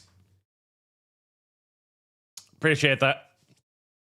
Just him hinting at doing anything like that is quite mentally upsetting. Now let's look at this Jenny Nicholson tweet. Somebody confidently pitched this shot, and nobody in the room went, okay, and what's the significance of that? Ian responds saying, both are little white cockballs. And look at...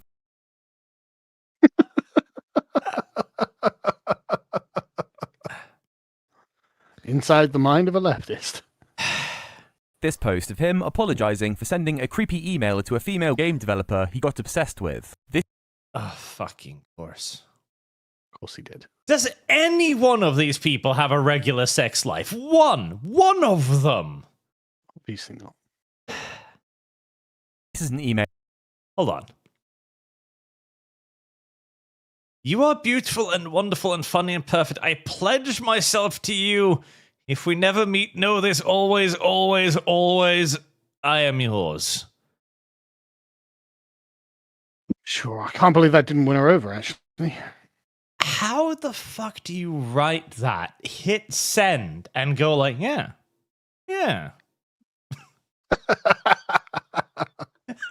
This'll work. I feel like the logical response would then be to a way to knock at your door from the fucking cops.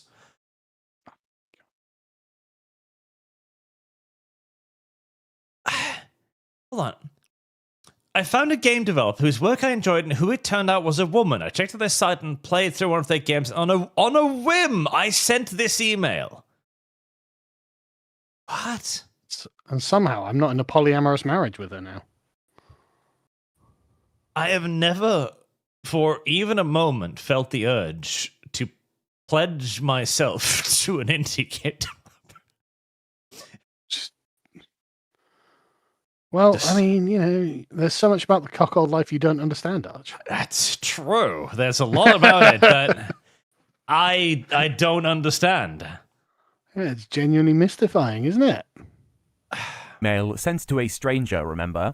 He writes, "You are beautiful and wonderful and funny and perfect. I pledge myself to you. If we never meet, know this. Always, always, always, I am yours." And in his apology, he posts this picture. This is not the act of an enlightened polycommie Chad. This is the act of a lovesick, maladaptive creep. And this You're kind of right. way of life has seemingly got him nowhere. This way of life has seemingly turned him into a 30-something-year-old miserable loner. After trying to flex how cool he was having his girlfriend sleep around, he ends up releasing this video. I call this one the slow breakup. It's like when your partner starts canceling no date kidding. nights and then starts getting home really late and then starts sleeping on the couch and you keep asking, hey, is there something wrong? I can't believe I let my woman shag loads of other men and this happened.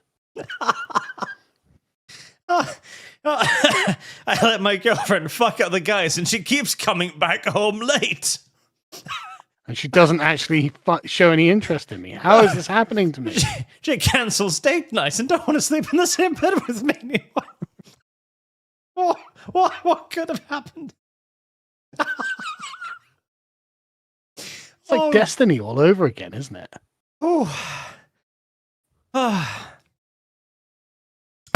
God. And they just say, oh, sweetie, of course not. Work is just running me ragged lately. And when I have time off, I'm too tired to go out. And I get home so late these days, I don't want to wake you up by coming to bed. Oh, yeah. Work. Work is really wearing me out. Fuck. And then one day you get home and their bags are packed. And they're like, I'm shagging Tyrone. And he's like, well, I know that.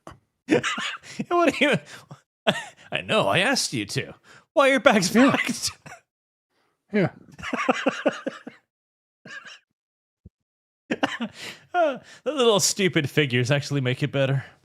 It does, doesn't it? Look, we both saw this coming. You know that thing. You know this happens to everybody, right? This literally never.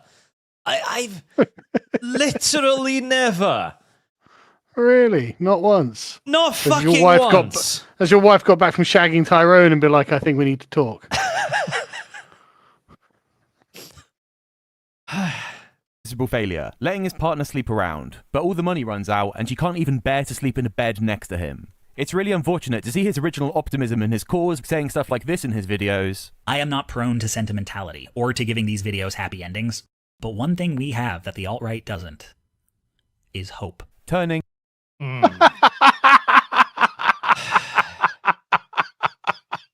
That's so good. It's literally like the end of a fucking Star Wars movie or something. Like, oh, we have hope. It's like, yeah, you're also a cuck and your girlfriend's left. You're going to fucking need that hope. Yeah. You're going to need it. There's some hard years ahead. Jesus. Into this. But I just can't take it anymore. I have hope. 5 years later. What happened to the hope? I'm done. This is just a lot of strain to put on me and to put on my family. And a quick point about family. You got a family? This video. When he says he's putting a stress on his family, I kind of just presumed a guy like this would have a wife and kids he needs to take care of or something. But he's just some lonely guy that, to my knowledge, is mooching off his parents and siblings, and they're now fed up with it. Oh, right. My mum. Right, Yeah. so my family, my dad whose credit card I've maxed out, my mother whose food I eat. Okay, right, okay. If this guy wasn't such a smug prick, it would be absolutely miserable seeing him like this, living out this pathetic life. Yeah. Never go full commie. Oh, that's such a good video, man. I don't know. I'm not familiar with this channel, I don't think. But this guy, banger video. Just been trying to find a job, and I have not been succeeding. I think like the most base thing that I did this week was start showering again, and you know, do my best to be a big boy, not cry. I have never felt this bad in my entire life. I'm making no secret that I have been struggling a lot in the last few months, really worried about being able to keep my home, being able to afford my rent, being able to afford HRT and food and bills. So please check out my Patreon. Let us move on, but first I gotta update the dono goal to reflect the generous, singular donation we've gotten so far. Thank you for the $5, guys. I appreciate it.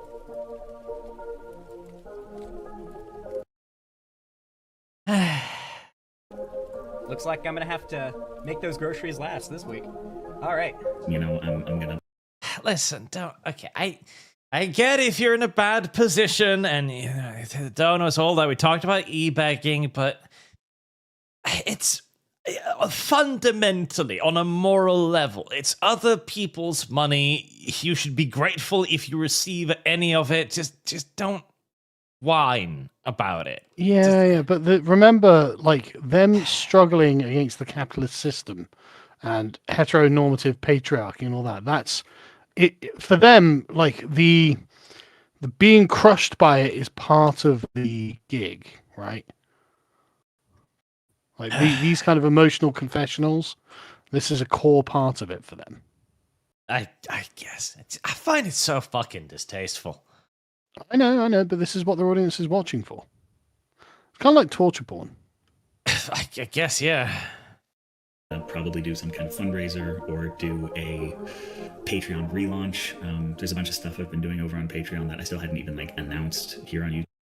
Like, Noir, your Patreon's getting $6,000. We're looking Patreon relaunch. What the? Yeah, it sounds like you're doing great, bro. You're doing amazing. What the hell? Yeah, you've got to be in like the top 1% of creators. Yeah, $6,000 on fucking Patreon. He's huge. You kidding me? YouTube yet, but I just can't take it anymore. So this Ian, he's now complaining he never has any free time. Everything points to him being a YouTuber full-time, and if there were other things taking up his time, I'm sure he would talk about this in his video. So I can't for the life of me figure out what the hell is he doing. I mean, he must be a YouTuber full-time. 500,000 fucking subs. The ad revenue alone is, what, $7 grand? Easy? Yeah, I mean, there's just no reasonable excuse. I mean, does he gamble or something? You know, I honestly, OnlyFans, I reckon, is probably where a lot of it goes. Maybe. Those He dominatrixes. strikes me as it's not even that. It's the simulacrum of a relationship. That's what they're selling on OnlyFans. It is, okay, so I had no idea about this So I looked didn't into the until earlier, OnlyFans out of a Heresy's the fucking question. Fire is the random answer. idea where it's like, okay, people are complaining about the selling of relationships. That's got to just be like a cope thing, right? Where they like look at porn pictures and like, oh, I have a relationship with this person. That's weird. So I went to the site for the first time in my adult fucking life, and no, that is exactly what they do. They frame everything like it's a DM or a personal message or something. And I was fucking horrified. It's like, no, you weren't kidding. They are literally pretending to be like your e-girlfriend. Yep. Now you know why so many men spend so much money on OnlyFans. I did. I was like, because I thought it was like a turn of phrase or something, selling a relationship. And I was always confused. Like, why do you think you have a relationship with the porn actors on the internet? That's weird. Matt, it also explains why would you spend money looking at boobs? Yes. No, you're not. You're not spending money looking at boobs. And it's all framed in that way, in this kind of like, oh, hey, person. Like, it's framed to Hey, babe. individual. Yes. Yeah. It genuinely blew my fucking mind. Yeah. I only learned about it like not so long ago. I was like, no fucking way. Isn't it? And it's very clever for these women, you know. I'm not knocking the business acumen. No, and I immediately, once I saw it too, I was like, oh, yeah, okay, I get it now. Because, yeah, no, they are literally selling the illusion of the relationship. And the fact that you're on a public site with another 300 men receiving the same message is... It's crazy, you know. It's like, insane. you know, like the message got like 1,000 upvotes, but you somehow believe it was aimed at you. It's like, what are you doing? This also explains so much about how people become like weirdly psychotically attached to these girls and start doing strange stuff. Yeah. Because they build themselves into this mental space where they need to simultaneously believe that this is done solely for their benefit, whilst also constantly being reminded of the fact that there's another 1,000 men jerking off to this message. Yeah. And the thing is as well, like, all this money that you see like simps spending online, just like, go to a bar, man. Spend half of that on drinks and meals for women. Take women out, you know. Go to a bar, buy a woman a couple of drinks, say, hey, should we go get some food? I'll take you to dinner. Like, you would do better by just doing that rather than just pissing it away on some fucking OnlyFans girl. And ironically, yes. Way better. At the start of his career, when he was inexperienced, he managed to make 10 full-length videos in the space of 7 months. But more recently, if we look at his videos that are from 3 years ago, he made one 10-minute video just recommending things that he likes. The wholesome place on this whole accursed website sits beneath the music video for Jenny Lewis's Just One of the Guys, starring Captain Marvel, Bella Swan, Catwoman, and the girl from The Wizard. The comment section is wall-to-wall, lesbians losing their goddamn minds. It is my happy place. And he posted a Okay. Hey, man, you know, we've got hobbies. Yeah. I'm going to judge his hobbies.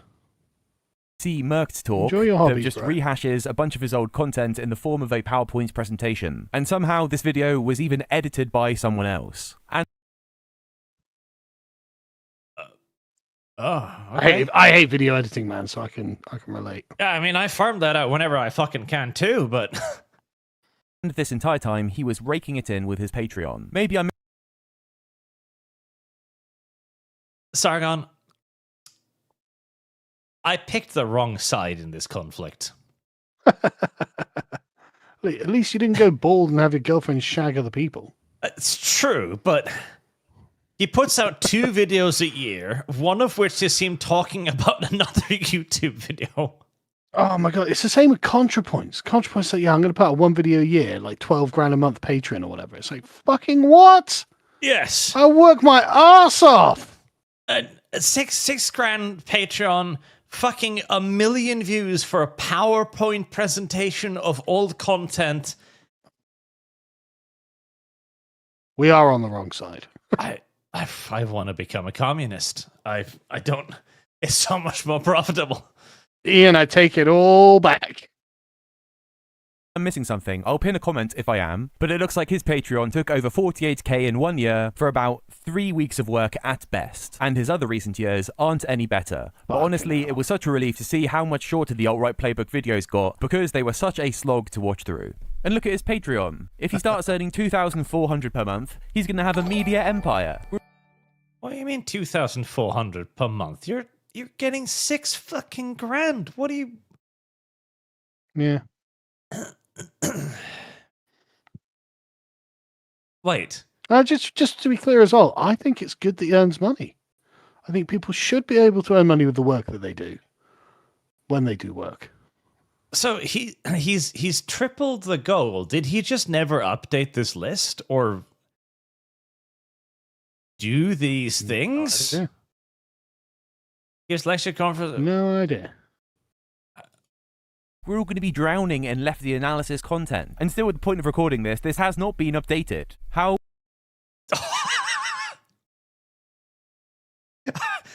so yes, he tripled the goal and then just like, thanks for the money. This has got to be a fetish.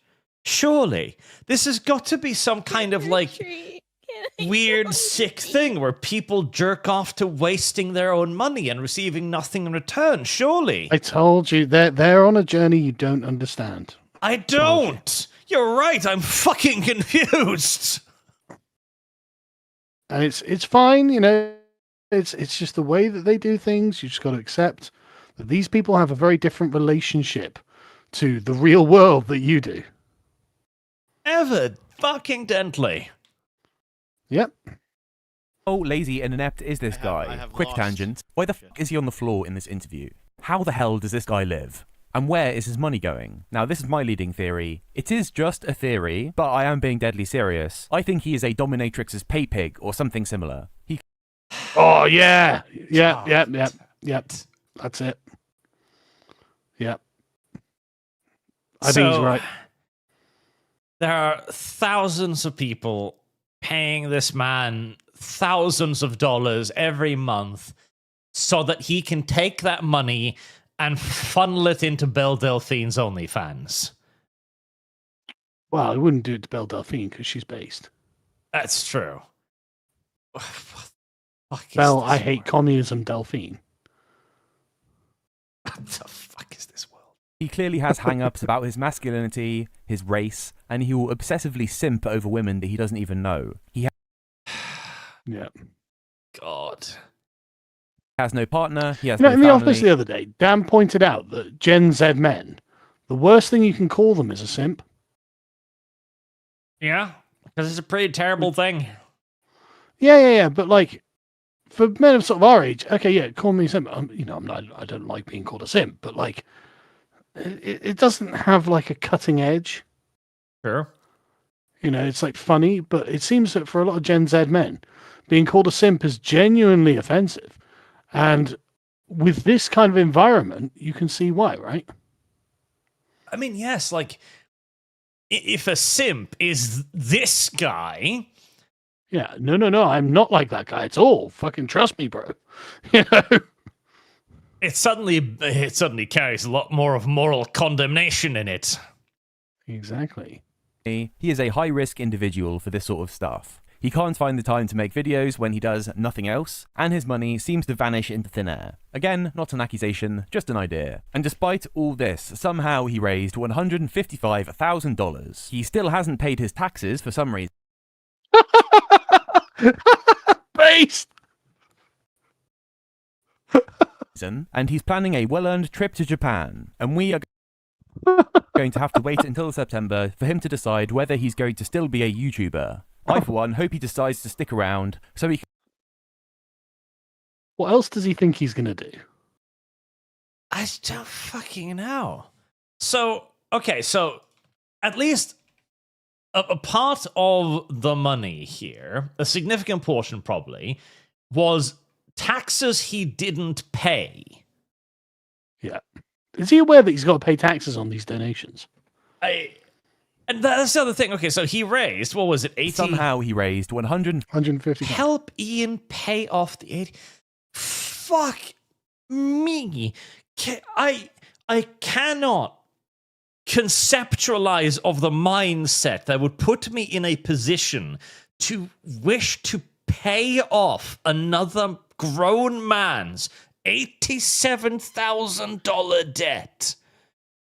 Well, I mean, if it was unjustly earned, I could totally understand it.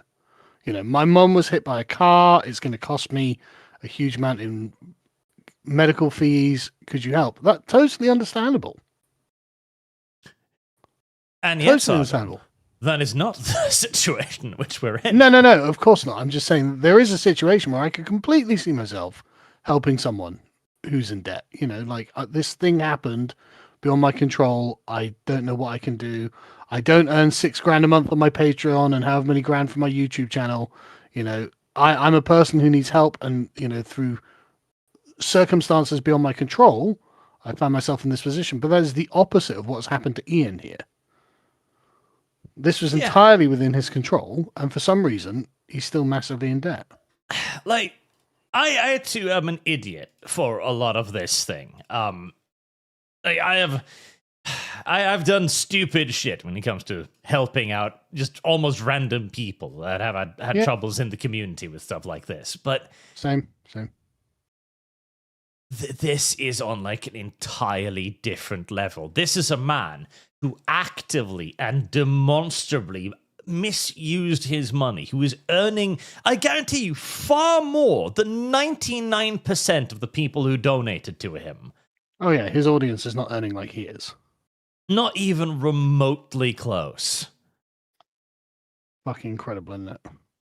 And yet he got them to not only pay off his debt, but double it. And then in response, what does he do? Does he fall over himself in gratitude? Does he get back to doing what they clearly want him to do immediately, like crazily? Or does he go on vacation? I'd be like, guys, I've got okay, I've paid off the debt. I've got 80k free or whatever now after, you know, you guys have helped me out. Much appreciated. Check out these banger videos. Yeah. I'm going to Like, use why that aren't money you to produce happy? content for you now. Yeah, but like, why aren't you happy? You've got everything you wanted. Now you can get on with the work happily. Safe in the knowledge, again, if you didn't know you were getting $6,000 or something, safe in the knowledge that you're fine, the government isn't breathing down your neck, you can just make the content you want to make, and your audience has already supported you in advance for. Yes. I mean, okay, chat. Imagine yourself in a position where you have somehow maneuvered yourself into a situation where you can expect random strangers to give you $155,000 US. You have an audience that will lap up even the most preposterous shit you put out. Yeah, this isn't fucking Zimbabwean dollars. Like, this is real money. And imagine being unhappy with that situation. Imagine being crushed under the weight of that situation. I'm so sad. I'm sorry, Ian. $55,000. He still hasn't paid his taxes for some reason, and he's planning a well-earned trip to Japan. And we are going to have to wait until September for him to decide whether he's going to still be a YouTuber. I'm going to visit a friend of mine, live in Japan. I want to take an extended trip, see them for age 5 months. Haven't had the money for it. They live very cheap. Fucking liar. And now that you've given me more money that I need to pay my taxes, he gets $6,000 a month at the very minimum, even if he doesn't make any fucking YouTube videos. How can he be like, I don't have the money? Must be the dominatrix thing. they live very cheaply in Japan, and it's likely I can actually break even on expenses provided we cook most of our meals together. What fucking expenses? You're earning $6,000 a month of free fucking money. It must be pay piggery. It must be. Okay, so he's living in somebody else's apartment, so there's no rent or anything like that. He's just buying $6,000 a month. He should have bought a fucking house. Yes. It's just a matter of having the upfront airfare cost, which thanks to you, I have. God, that feels like such a fucking middle finger. Like, hey guys, thanks for the 150 grand. I'm gonna go to Japan for a while now. Thanks for paying my taxes. But, I mean, again, you don't understand it. They're happy to do this. They want to see Ian, I don't know, win at the pay pig lottery or whatever. I don't know what the supposedly good outcome of being a pay pig is, so. I have no fucking clue. Just chat, just in case you're wondering, right? There's one rule you need to live by in life: never give an e-girl money. Yeah, that's a pretty solid. Rule by and large. Just don't ever do it. And I'm not saying don't ever give a woman money. You will if you get married or get a girlfriend or whatever. You will inevitably end up giving a woman lots of money, whether you're married to a divorced woman or whatever it is, right? Like your role as a man in life is actually funnel money to women, but you got to make sure you're getting something in return. Like, you know, it's not just transactional, but there is an element of transactionality to it. And, you know, you just got to make sure that you're getting what you deserve. And to everyone's enormous surprise, I'm sure, the YouTube channel has not been updated in 10 months. Jesus. So, yeah, I'm sure he's having a good time in Japan. I don't remember the quote, but there's a quote about sometimes life gives things to people who cannot appreciate them. Yep. And my God, this seems to be a good example of that. We are going to have to wait until September for him to decide whether he's going to still be a YouTuber. I, for one, hope he decides to stick around so he can create more embarrassing content about how he is a despicable loser. That's the video. If you liked it, please subscribe. And I like this guy. You ignorant slut. Holy shit! Well, that was a tale for the ages. I cannot lie. The fall of BreadTube has been a great thing to watch, because basically their argument was, listen guys, living a good and virtuous life is for fucking Nazis. Why don't you live like a massive degenerate like me and just do everything you can to tear down the world? And it's like, oh wow, yeah, great. What kind of outcomes are you expecting? Well, we can look at the outcomes that BreadTube have got, and it's like, oh God, no, anything but that. Like, guys, form the SS unit, quickly. Fucking hell, guys. We can't live like these fucking weirdos. Yeah. Every case. All of the results they've produced have been nothing short of disastrous every single solitary step of the way. Every prediction they made has been incorrect. Every worst case scenario has been worse by a mile. Do you remember Destiny like getting cucked in his open relationship with his wife by that Swedish twink? I do. Yeah, and you know, she left him for that twink. Why? Because the twink demanded it. That was the only thing. Like Destiny and this Swedish twink, like nothing physically in it between them. You know what I mean? But why did she leave him? Because the little twink made demands. He was like, no, these are the boundaries. And she was like, God, I love fucking boundaries. And all the left is about is destroying boundaries. It's like, even the women who associate with you, who date you, who marry you, want the boundaries. You're wrong on everything, lefties. I mean, even this guy with his slow breakup is like, oh, so yeah. There's another guy who wants you, and you are apparently repulsed by my cucking ways at this point. Yes, women do not respect men who refuse to set their own boundaries. It's literally that fucking simple. They want to have boundaries put on them by their boyfriends, because what that means, and it really is this simple, right? It shows possessiveness. Yes, you are my girlfriend. You were important to me. That's literally what it boils down to. I want to feel important to someone.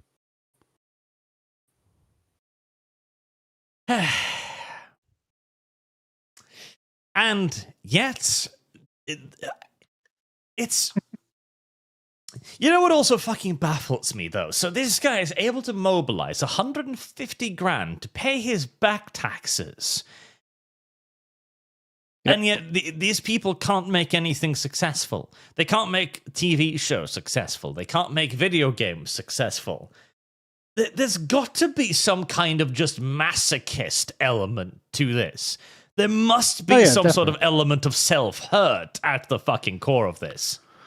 Oh, I've got no doubt. I mean, this is why I think the guy's dominatrix theory is probably accurate. I do think he's pay-picking it out on the internet somewhere. And this is what's getting him into massive debt. Yeah, and all of his supporters, too, have this kind of weird thing where they must physically enjoy getting just ripped off. Yeah. I can only assume that is the case. All right. Well, my view of the world has expanded yet again in a negative direction. I'm glad that I continue to learn new things on the internet. I don't remember the last time I learned something good on the internet. Well, all I'm saying is that we called all of this, right? Yeah. It was always like, look, guys, there is a right way to live and a wrong way to live, and these guys are living the wrong way. And time has borne this out. It's been 10 years. Time has borne this out. It has. Which is, again, why I'm now... I'm genuinely tempted to look at the back catalogue and just use it as an example of everything wrong. Yep. Jesus. Right. Chat's pointing out there's more respect to Darkside Phil than BreadTube. Yeah. Yes. Yes, like actually. Darkside Phil, like you can say what you like about him, but he does actually play games for the content he makes. Like he is actually doing something. You know, you can be like, I'm not impressed with that, blah blah blah. You know, you can have whatever opinion you want on it, but at least he's doing something. He might be shit at it or whatever, but fine, at least he's doing it. Like, listen, DSP landed an interview with Asmongold. Huh. All right? DSP is not the joke that people think he is. And I am saying that in all due honesty, right? He's earning a living off this. Very much so. And at the end of the day, like, success on YouTube can be defined extraordinarily simply. Are you earning enough to make a living out of it? If yes, you're a successful YouTuber. It's that simple. You don't have to be PewDiePie, you don't have to be Markiplier, you don't have to be fucking Asmongold. That is success on YouTube. Yeah, yeah. DSP wanked on stream and he's still more successful than this guy.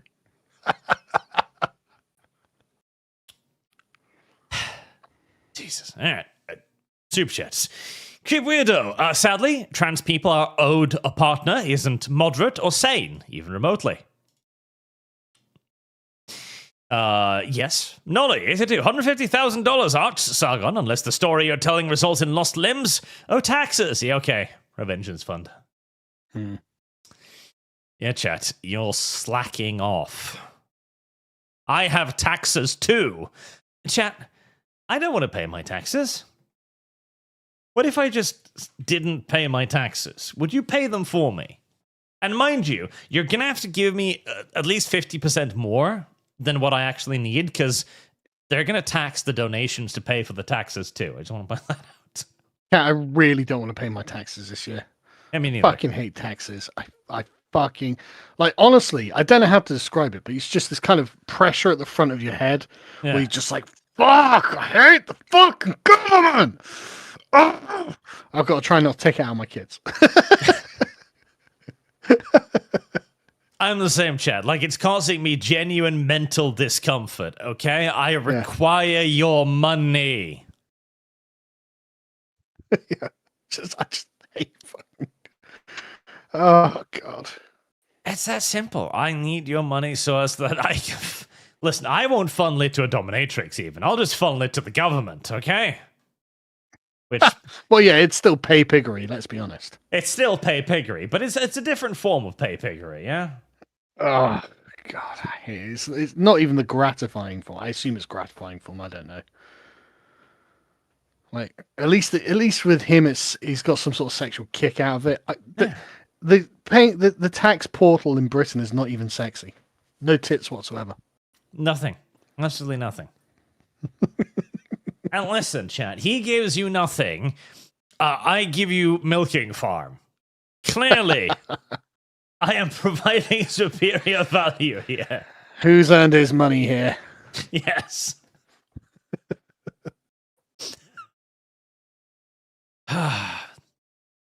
Jonathan Smith, Arch, you're always telling us to give you money on Kick because you get more of it. Just move to the US and she'll keep like 66% more. I know. I genuinely have been considering just fucking getting just GTFOing, but I mean, remember, it's also Norway, so there's also 3 years of taxes to Norway regardless, because we have exit taxes now. The Norwegian government has decided that it deserves your money, even if you are not living in the country. Bass player. Here you go. I'm sure this is worth 150,000 euros. They're not, and you're banned. Fair Patriarch, hey Carl, looking to honeymoon in the UK. That sounds like a terrible idea. And visit Musfam? Musfam. The Mrs. Family, yeah. Mrs. Family. In Wales, what's the best way? Train versus car, hotel versus Airbnb, etc. What would you recommend? Well, it depends on where you're actually going. If you are going to North Wales, you'll probably want to rent a car. I don't know what hotels are like in North Wales, to be honest. They're probably fine. It's just the trains are not... Ignorant basically, there are like 3 or 4 main lines that are fine, but otherwise they're a pain. It genuinely depends on where you're going. I mean, hotels should be fine, but Airbnb should be fine. I've not had a problem with them. I don't tend to use them that much, though. Locks on Doppelganger over, and Kick has a great point. Just leave to a non-extradition country and refuse to pay. You know what? That's really fucking tempting. Just solely to be able to flip off the fucking government. Just sitting on a beach in Cuba, sending them video footage of myself. Here I am. This is me burning the fucking bill again. Now that is the kind of financial domination I could jerk off to.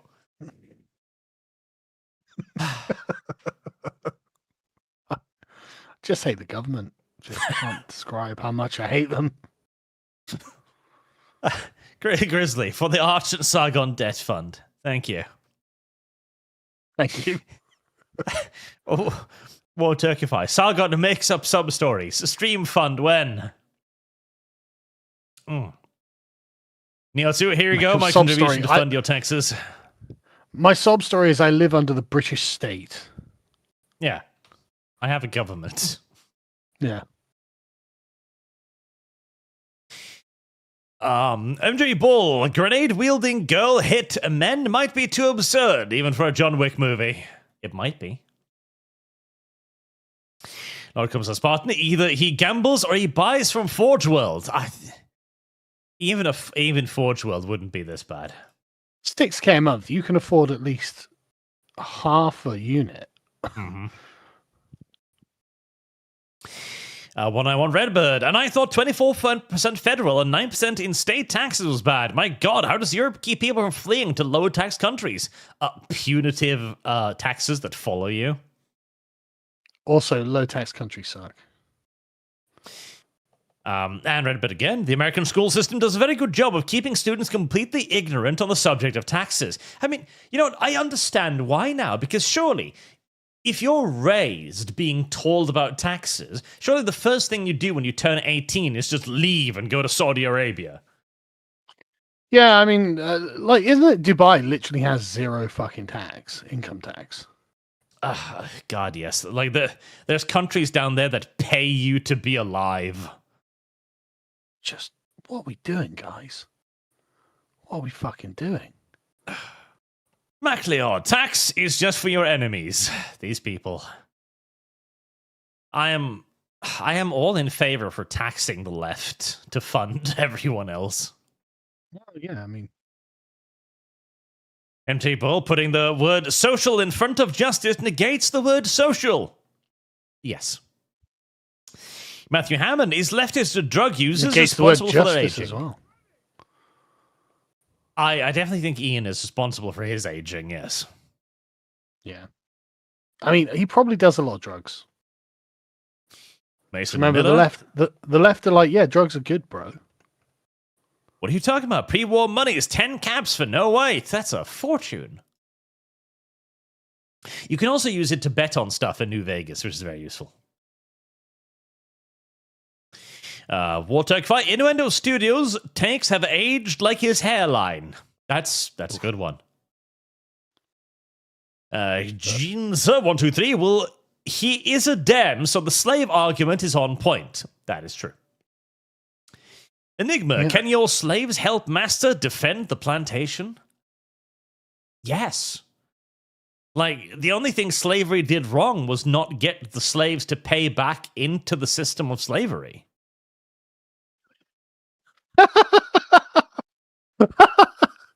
Master Arch. Well, we're not taxing the slaves.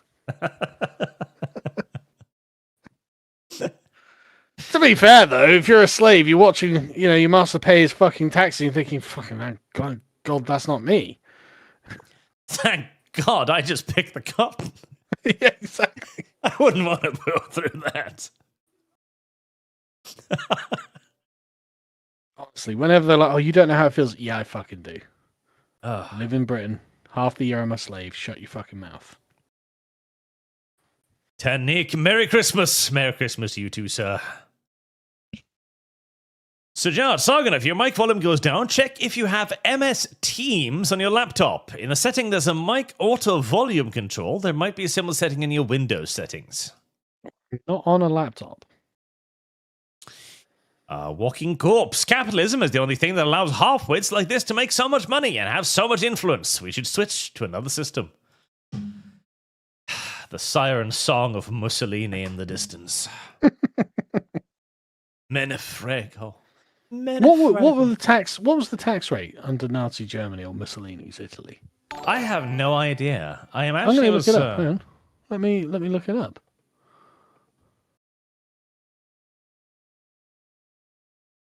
Carry on. I'll get back to you.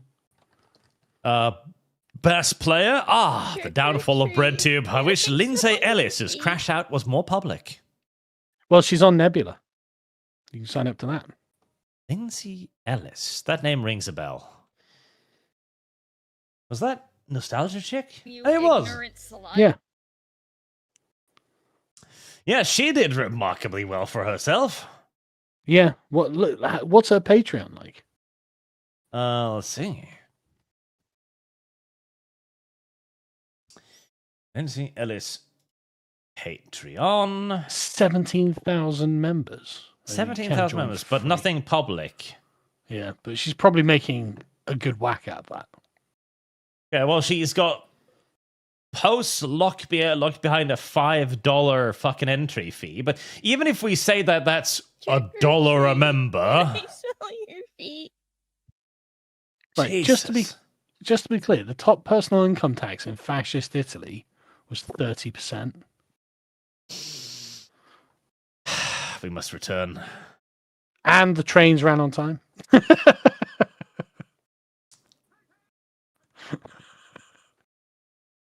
Like, what are we doing, guys? It's like, I I cannot. Like, there's something in the left-wing psychology that needs to be studied. Like, Lindsay Ellis, just a while ago, was complaining about her failing. And, you know, everything was so hard, everything was difficult, everything's just turning to shit.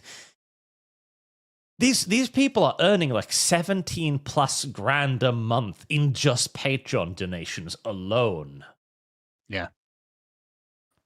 Good for them, don't get me wrong, you know. They have sponsorship. They're making videos that gain millions of views. They barely even put out videos. These people are earning so much money. It's insane. And it's not just that they've got so many advantages. They're so privileged by the algorithms, man. Like, you know, like their videos get boosted because the people in charge of YouTube like them to be well seen. Absolutely. And you can very much also see when this begins kicking in. Yep. Hey. Have you got that vidIQ thing that gives you the graphs, the curve? I do, yes. Yeah, because you can see it on their fucking videos, man.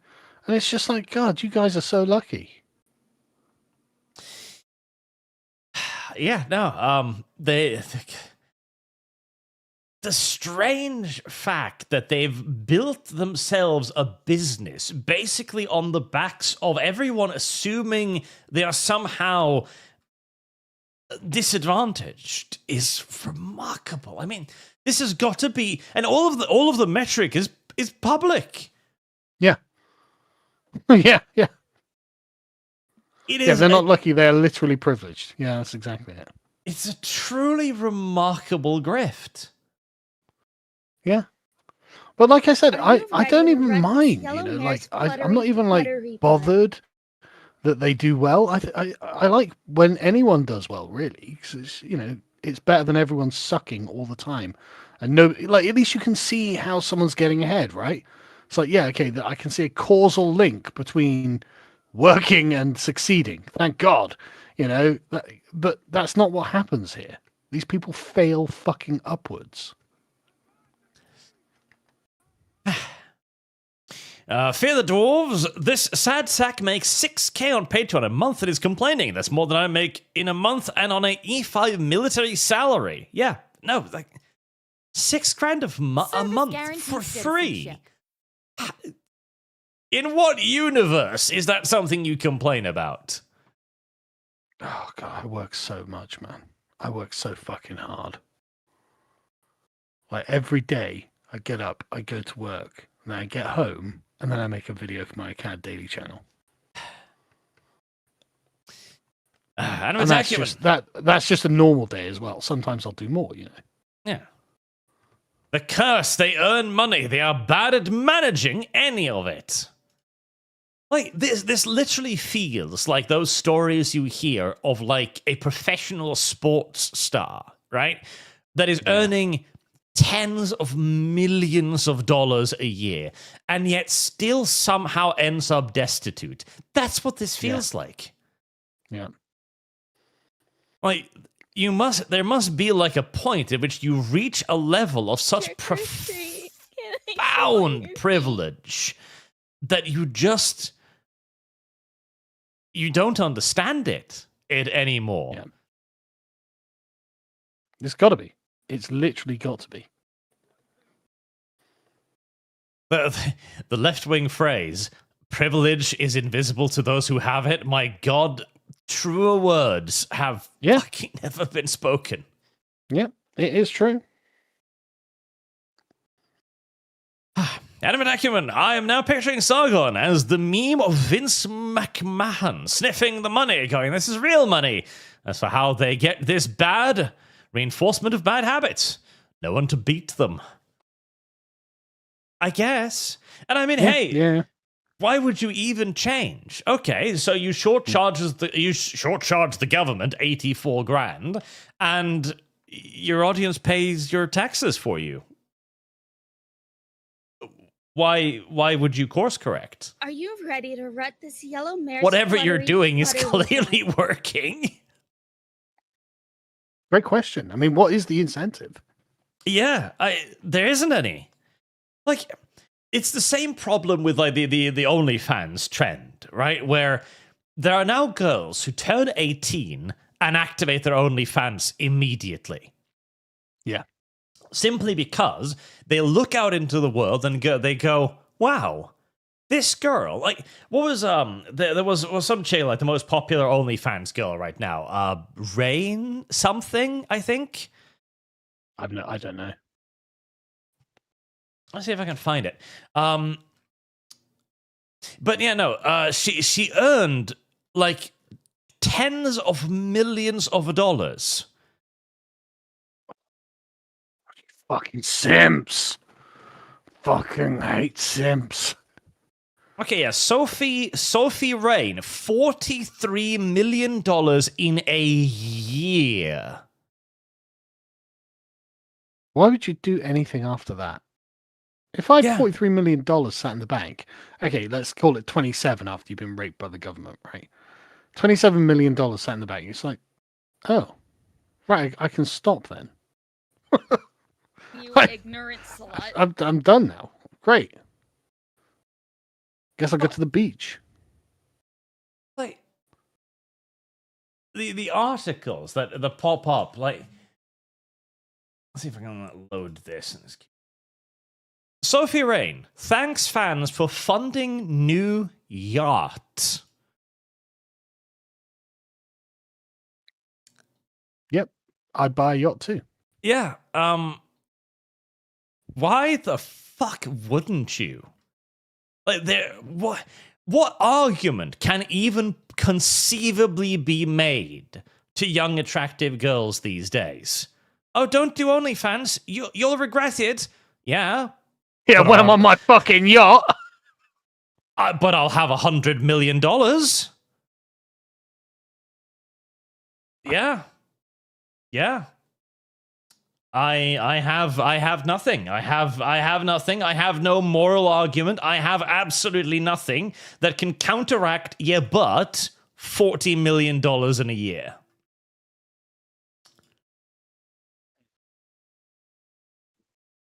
No, I literally have no argument. Yep, nothing. I can't even imagine what I could say. I mean, the best you can get is like, what about your immortal soul? And it's like, yeah, right. Weirdly, that's not coming into my primary calculations here. No, it isn't. It really isn't. And hey, if you've got $43 million in the bank, okay, buy some fucking clinics in Africa. Build some hospitals. There you go. Yeah. Build a fucking bridge and get over it. So I suppose, no, there really isn't any incentive to do better. Like, I've seen so many videos as well now, like people just mocking people having jobs. Like, just, why are you working? And it becomes like that, doesn't it? Like, why the fuck would you get up, work a normal job, 9 to 5, physical labor, and then a chick is just like, okay, so this is my vagina. $20 million, please. I have lost. Or this guy. Right, so, guys, I didn't pay my taxes. I didn't know that taxes were a thing, you see. And so now I have $84,000 in debt. Oh, thank you for the 150 grand. I'm going to go to Japan now and live in with my dominatrix for a few months. I can't really understand the aversion to work. Like, if you've got 500,000 YouTube subscribers, you make one video a month, and you're going to get, you know, if you're Ian, you're getting 400,000 views, probably a couple of grand. Yeah. And you've got the 6 grand on your Patreon. You don't need to worry about anything. No. Absolutely nothing. You know, 8K a month. What are you? How is that not something you could sustain yourself with? Like, one video a month. I genuinely feel like there's... So, like one of the underlying assumptions of the communist idea was that eventually the serfs, the workers, would realize how badly exploited they are and overthrow their noble masters, right? Didn't happen, and socialists spent a long time trying to figure out why. And I just want to point out, our noble masters today are incomparably wealthy compared to the noble masters of then. Marie Antoinette didn't have the equivalent of $43 million fucking dollars. And you pay more taxes as a serf today than you did back then. Way more. It feels like we are going to have... Now, I'm probably just communist coping here, honestly. But I feel like a revolution of angry young men must surely be unfucking voidable at this point. Surely there must come a generation that goes, I don't want to work for 40 years in a system that taxes me 60% where some thought earns $40 million a year. I think that generation's already upon us. Maybe. Genuinely, like I think it's the young men now who are just like, you know what, I'm done with this. Like again, like I feel like I'm communist coping, but I feel like there must be an inevitable response to this because the disparity, and we're not even talking the wealth disparity, right? Because I saw a bunch of posts recently on Twitter like, oh, Elon Musk will be the first trillionaire. He could solve world hunger. He could fund the welfare state. And all like, none of this is true. Yeah, obviously. I don't understand money. Yeah, I know you don't. Yes, that's what they're saying. I don't understand money. Like, because taxing people, I'm entirely fine with it. Elon Musk pays more in taxes than most people will do in their entire lifetime in a single year. So just taxing the rich isn't the solution, but like it's not even the wealth gap, it's the opportunities gap. And it's the way it's presented. Like when Elon Musk goes anywhere, he's wearing fucking jeans and a t-shirt. Yeah. He doesn't flaunt it. When was the last time you saw like Elon Musk buys another super yacht or something? Yeah. I don't mind rich people like that. I don't give a shit if some old guy from a Fortune 500 company lives quietly in his mega mansion in the woods. No problem with me whatsoever. What does piss me off is the people who flaunt it like this, who flaunt the failures of the system like this. Mm-hmm. Yeah. I'm just impotently raging at the sky now. Old man yells at cloud moment. Hey, man, fuck those clouds. Fuck those clouds indeed. And hey, it's not like I'm in a position to complain either. I'm a fucking YouTuber. Yeah, no, we're doing all right. Yep. But we work really hard. I think so. We work really fucking hard. I really do. I try. Anyways, before I make myself fucking more depressed, Combatants 999, I am crap at maintaining budget, but damn, compared to him, I'm a genius. Yes. I honestly, that Caleb Hammer guy should do some sort of deep dive on him. Oh, yeah, I saw he was in some controversy recently. Yeah, because he was like, shut up, SJW. Yeah, Frogan, like, bitch, your nails cost several $100s. You're not starving. Shut up. And I think more people need to hear that. Listen, more people need to be told that luxuries are luxuries. And it's okay to have luxuries. Yeah, that's fine too. But if you can't afford luxuries, then don't have them. Yeah. Simple as. If you're genuinely sitting there like, oh my God, I'm not going to make rent this month, don't spend $200 on your nails. Yeah. It's genuinely that simple. It's genuinely that simple. MacLeod, we're going to be giving a ton of money when the spinsters vote for more benefits in 5 to 10 years. Oh God. The benefit system. Don't even get me. You want to see a grown man fucking cry? You want to see me actually break down and sob? Let's start talking about benefits. I'll do it. Also, it's McLeod, as we have discussed previously. MacLeod. I hate your English language. It's Scottish. But yeah, no, like the fact that we have voted ourselves so many benefits and there's no money to pay for it. The money doesn't exist. It's not there. It won't be there. When hell, even when we begin to think about retiring, the money's not going to be there. For young people today, listen, you need to understand, there will be nothing there. Yeah. I mean, my plan is save. Yep. Save as much money now as I can. So when I'm an old man, yeah, I'll be all right.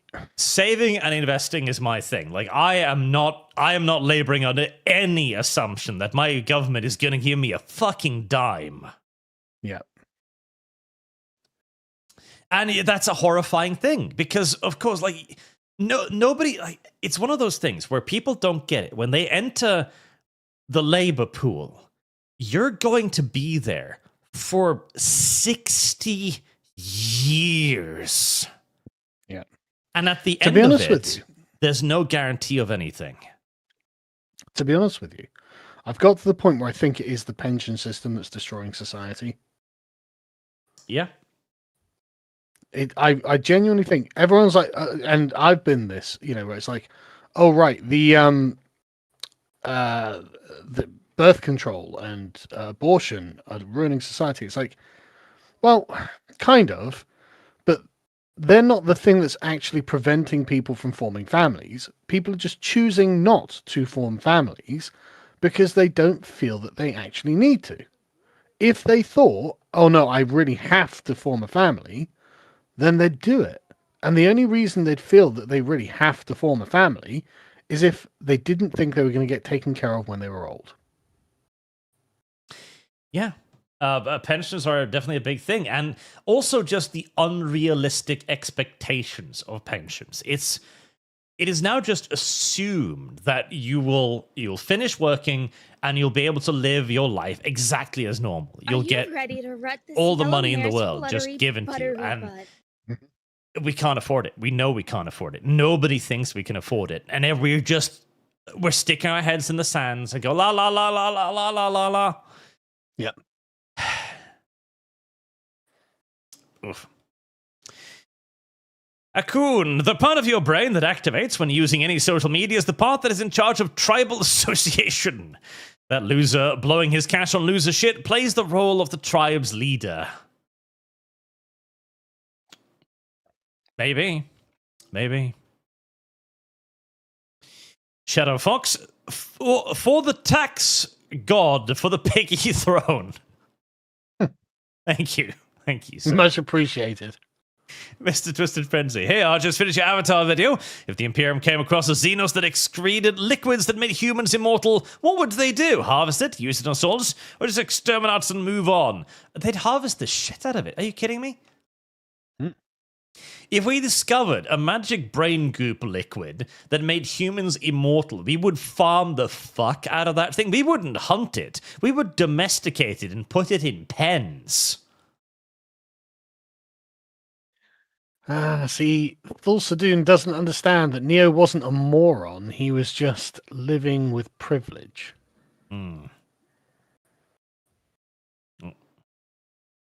Tube, you fat little half-functional piece of shit software. Alright, that's slowly crashing in the background. So, Luxon, so how long till you Brits finally revolt? I mean, I'm no comment. Not saying anything on YouTube, am I? Yep. No comment. Night Shroud, I seem to have started a comment war in your Avatar video. Leftists don't understand the changes in morality in extreme circumstances. Oh, of course. They believe morality is absolute, and it isn't. It's like, oh, don't kill people. Okay. But there's a Nazi over there. Kill him, kill him, kill him. Oh, I see. So we do kill people. An apt demonstration.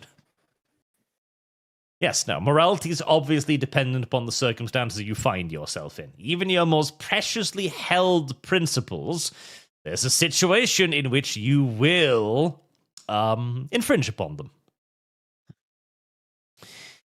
Best player, what do you mean tax-free location sucks? You guys live less than a day away from Monaco. I mean, yeah. Yeah. Maybe. I imagine the property prices in Monaco must be interesting. Chat, I need to buy a house in Monaco. Chat, want us to live the tax-free lifestyle? Okay, well, it's going to need funding. You know, I'm going to look this up. What are the house prices in Monaco? We'll go for the lowest price, because obviously it must be insane, surely, considering. Well, I mean, there's like a one-room studio apartment that's £347,000. That's parking space is pretty fucking insane. £500,000. Oh, you should see the fucking room. It looks like shit. I know it's a part. It's not. Oh no, right. So there's a car park for sale, a parking space for sale in central Monaco, £500,000. Parking for sale, 746,000. Are you fucking mad? Right, studio flat, the one-bedroom apartment, £1 million. Are you ready to rut this yellow mare's fluttery buttery? 360 square feet. That is a fucking box. Gorgeous two-room center, 40 square meters, 2.99 million euros. Jesus. 200 square meters, 12.2 million. Yeah. I'd move to Monaco if I had a chat. Chat. You see what we're up against? Like, listen, I'm willing to live in the fucking 40 square meters apartment, okay? I will live there, but you're going to have to pony up 3 million euros first. Yeah, chat, I'm totally willing to do that.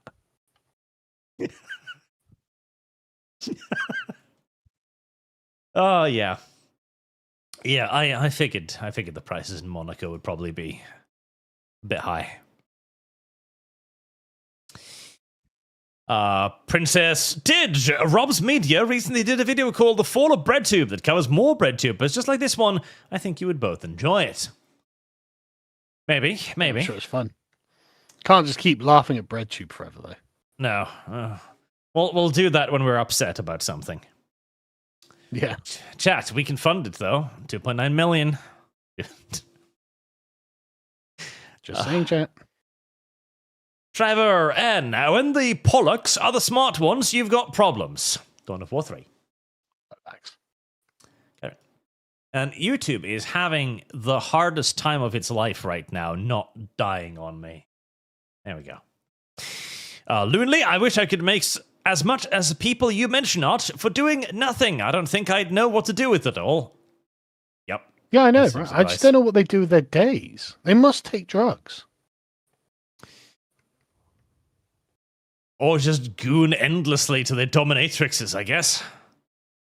Well, yeah, I mean, yeah, entirely possible. So, Loxon, in my life as a lifelong incel, I've consumed a staggering amount of porn. My collection could destroy worlds. Never in my life have I gaslit myself to thinking I was in a relationship with a porn star. Then you're doing better than a frightening number of people. Yeah, that is exactly true. Depressing though that may sound. Honestly, though, a lot of people who call themselves incels, I think they could, if they wanted to, go out to a bar, spend some money on a woman, and get a girlfriend. Unpopular 90. opinion, I know. Ignorant slut.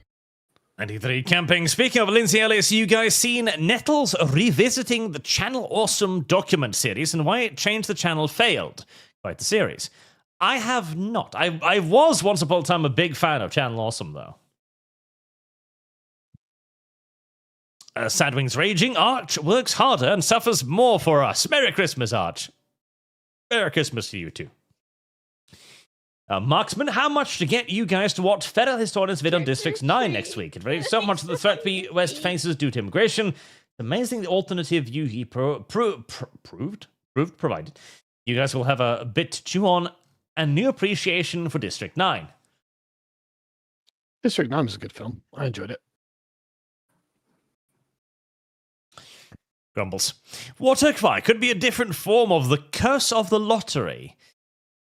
Yes, when people who don't understand money get too much money, they waste the money. But like the thing is, even if I got like $100 million, I imagine what I would do with it is I would buy an NVIDIA graphic card and use half of it,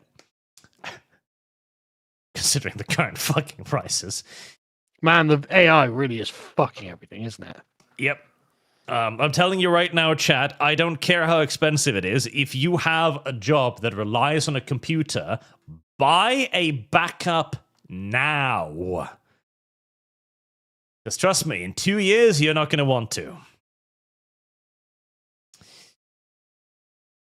But beyond that, like, I don't even know what I'd do with the money. I'd probably like invest like 90% of it and then just be like, yeah, okay, cool.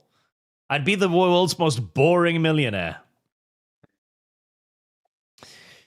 Valamio, keep in mind that those lefty chuckle fucks insist on living in the most expensive areas there are, like LA and New York City. That's true as well. If there's any place on the world where you could waste $6,000 a month, it probably is LA. Command 909, even 5 million is enough to live comfortably for the rest of your life and have a decent amount left after passing. Probably, yeah. MacLeod, one-fourth of the eligible women to date. Don't fucking pronounce it like that. MacLeod. What? Resentfully. Right. I am resentful. It's a stupid way of speaking. Yeah, but it's just Scottish. MacLeod. Just retract that. Fuck him. 1/4 of eligible women to date are an OnlyFan. You married types don't understand how bad it is out there. Poly might end up being mandatory in a few years. No, I get it. I know it's bad. Yeah, trust me. I've had experience with Norwegian dating scene. Okay, you will unironically run into 40-year-old women who hit the wall 30 years ago, who will still genuinely believe themselves to be daddy's little princess, okay? There's no realism existent at all in the many of Western dating markets these days. It is why Norway, on per capita, imports an enormous number of Thai and Filipino women every year. Well, what's your excuse? I haven't gotten over the fear of the Thai woman having a penis yet. Well, get someone from Eastern Europe or something. That's true. I mean, there's got to be a lot of Ukrainian women who are like, you know what, I could do with a Norwegian husband. That's true as well.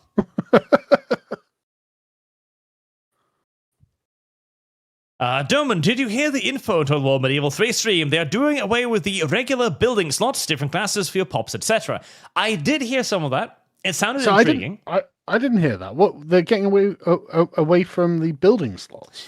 Yes, at least it sounds like they are. I'll believe it when I see it. Well, what does that mean, getting rid of the building slots? That you can build things on the map. So you build a quarry on the map, and you build a port in specific places on the map. Okay, yeah, no, that sounds great. Yep, I like the idea. We'll see if they do it and how it works, but... Yeah, I mean, they'll fuck it up. Just to be clear, no hyping. Yes. No fucking hyping. You do not hype for Creative Assembly games. Nope. I am open to them doing something correct. On accident. Yeah, have we not learned our fucking lesson? Best player, the worth of the gentry of yore came from the land that owned. Don't the royal still good percent of the land in the UK? I don't know how much. I imagine they own quite a lot of it. Probably some, yeah. I don't think it's going to be that much, though. I'll look it up. Anime Acumen. Arch feels the need to dress up as Mussolini and march through the streets. I could probably pull it off based on my build. It is ever more tempting. A Doman, funny enough, also 20 plus unit cap for Total War 40k. Okay, I got an answer. It's somewhere between 1.5 and 2% of the UK landmass is owned by the Crown. Okay. I mean, that is a lot for a single family, but... Yeah, okay, well, yeah, I guess, but 287,000 acres is actually not very much. It's got some of the nice parts, like Regent Street in London. 20 unit cap for Total War. I haven't heard that. I haven't heard about the unit cap for 40k, but I'm open to it. The unit cap? Yes. So normally you can only have 20 units, right? Allegedly, you can have more now. Oh, really? That'd be nice. That would be nice. It's only been 30 years, Total War. Yeah. Convincing reality, the UK government will solve the angry young men crisis by subjecting them to compulsory anti-misogyny training at a young age and trying to press gang them into foreign conflicts. Or so they think. That's literally what's happening in the UK at the moment, and it's not going to work. Yes. You'll be shocked to hear. No, that has been attempted, and it's been undergoing for quite some time, but it's not going to work. I mean, it's all they've been doing for the last decade. I don't know whether we're gonna brainwash men to not hate women. It's like, okay, so what are you doing differently? Yeah, that's just what we've been doing. Yeah, so what we've been doing this whole fucking time. Martinez. This is a funny thing that happens once you reach a certain quality of life. Level 2 things happen. You get used to it and you start to want more. It takes some self-restraint to not give in to it. I mean, I suppose, but I've never experienced that myself, honestly.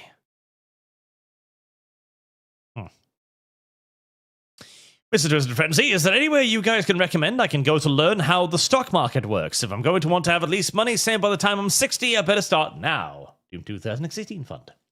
I'm sure that Dan has a Brokenomics on it. I don't know how it works, so. Well, the thing is, the easiest thing for you to do is to let other people do it for you. Simple. Funds. Find the top funding companies, like the highest investment funds haven't lost money for the last 50 odd years. Just give them your money and let them invest them for you. It's not going to earn as much money. You're not going to have like a radical big hit where you quintuple your cash over one night or whatever. But it's guaranteed profits. Or, well, I shouldn't say that. It's as close to guaranteed as you're likely to get. This is not investing advice. Yes. But it is as close to guaranteed profit as you're likely to get. And this is what all of the rich people do. They put their money in investment and financing. That's what they do. Because the thing is, if you're going to start doing stock investment yourself, trading, you need to educate yourself enormously. You need to pay attention constantly. It's a lot of work. It's still a pure fucking gamble at the end of the day. Don't. Simple as. You're far, unless you're the kind of person who likes that kind of autism, you're way better off just letting the system do the job for you. Yeah, and literally, unless it's your jam, don't bother. Yes. Wesson, 42. You chaps are just mad that he's a better capitalist than you. Yes. Yeah, oh, yeah, I mean, guilty as charged. Daily Vids bans ostracized and he winds after a year and makes 6 figures. Yeah.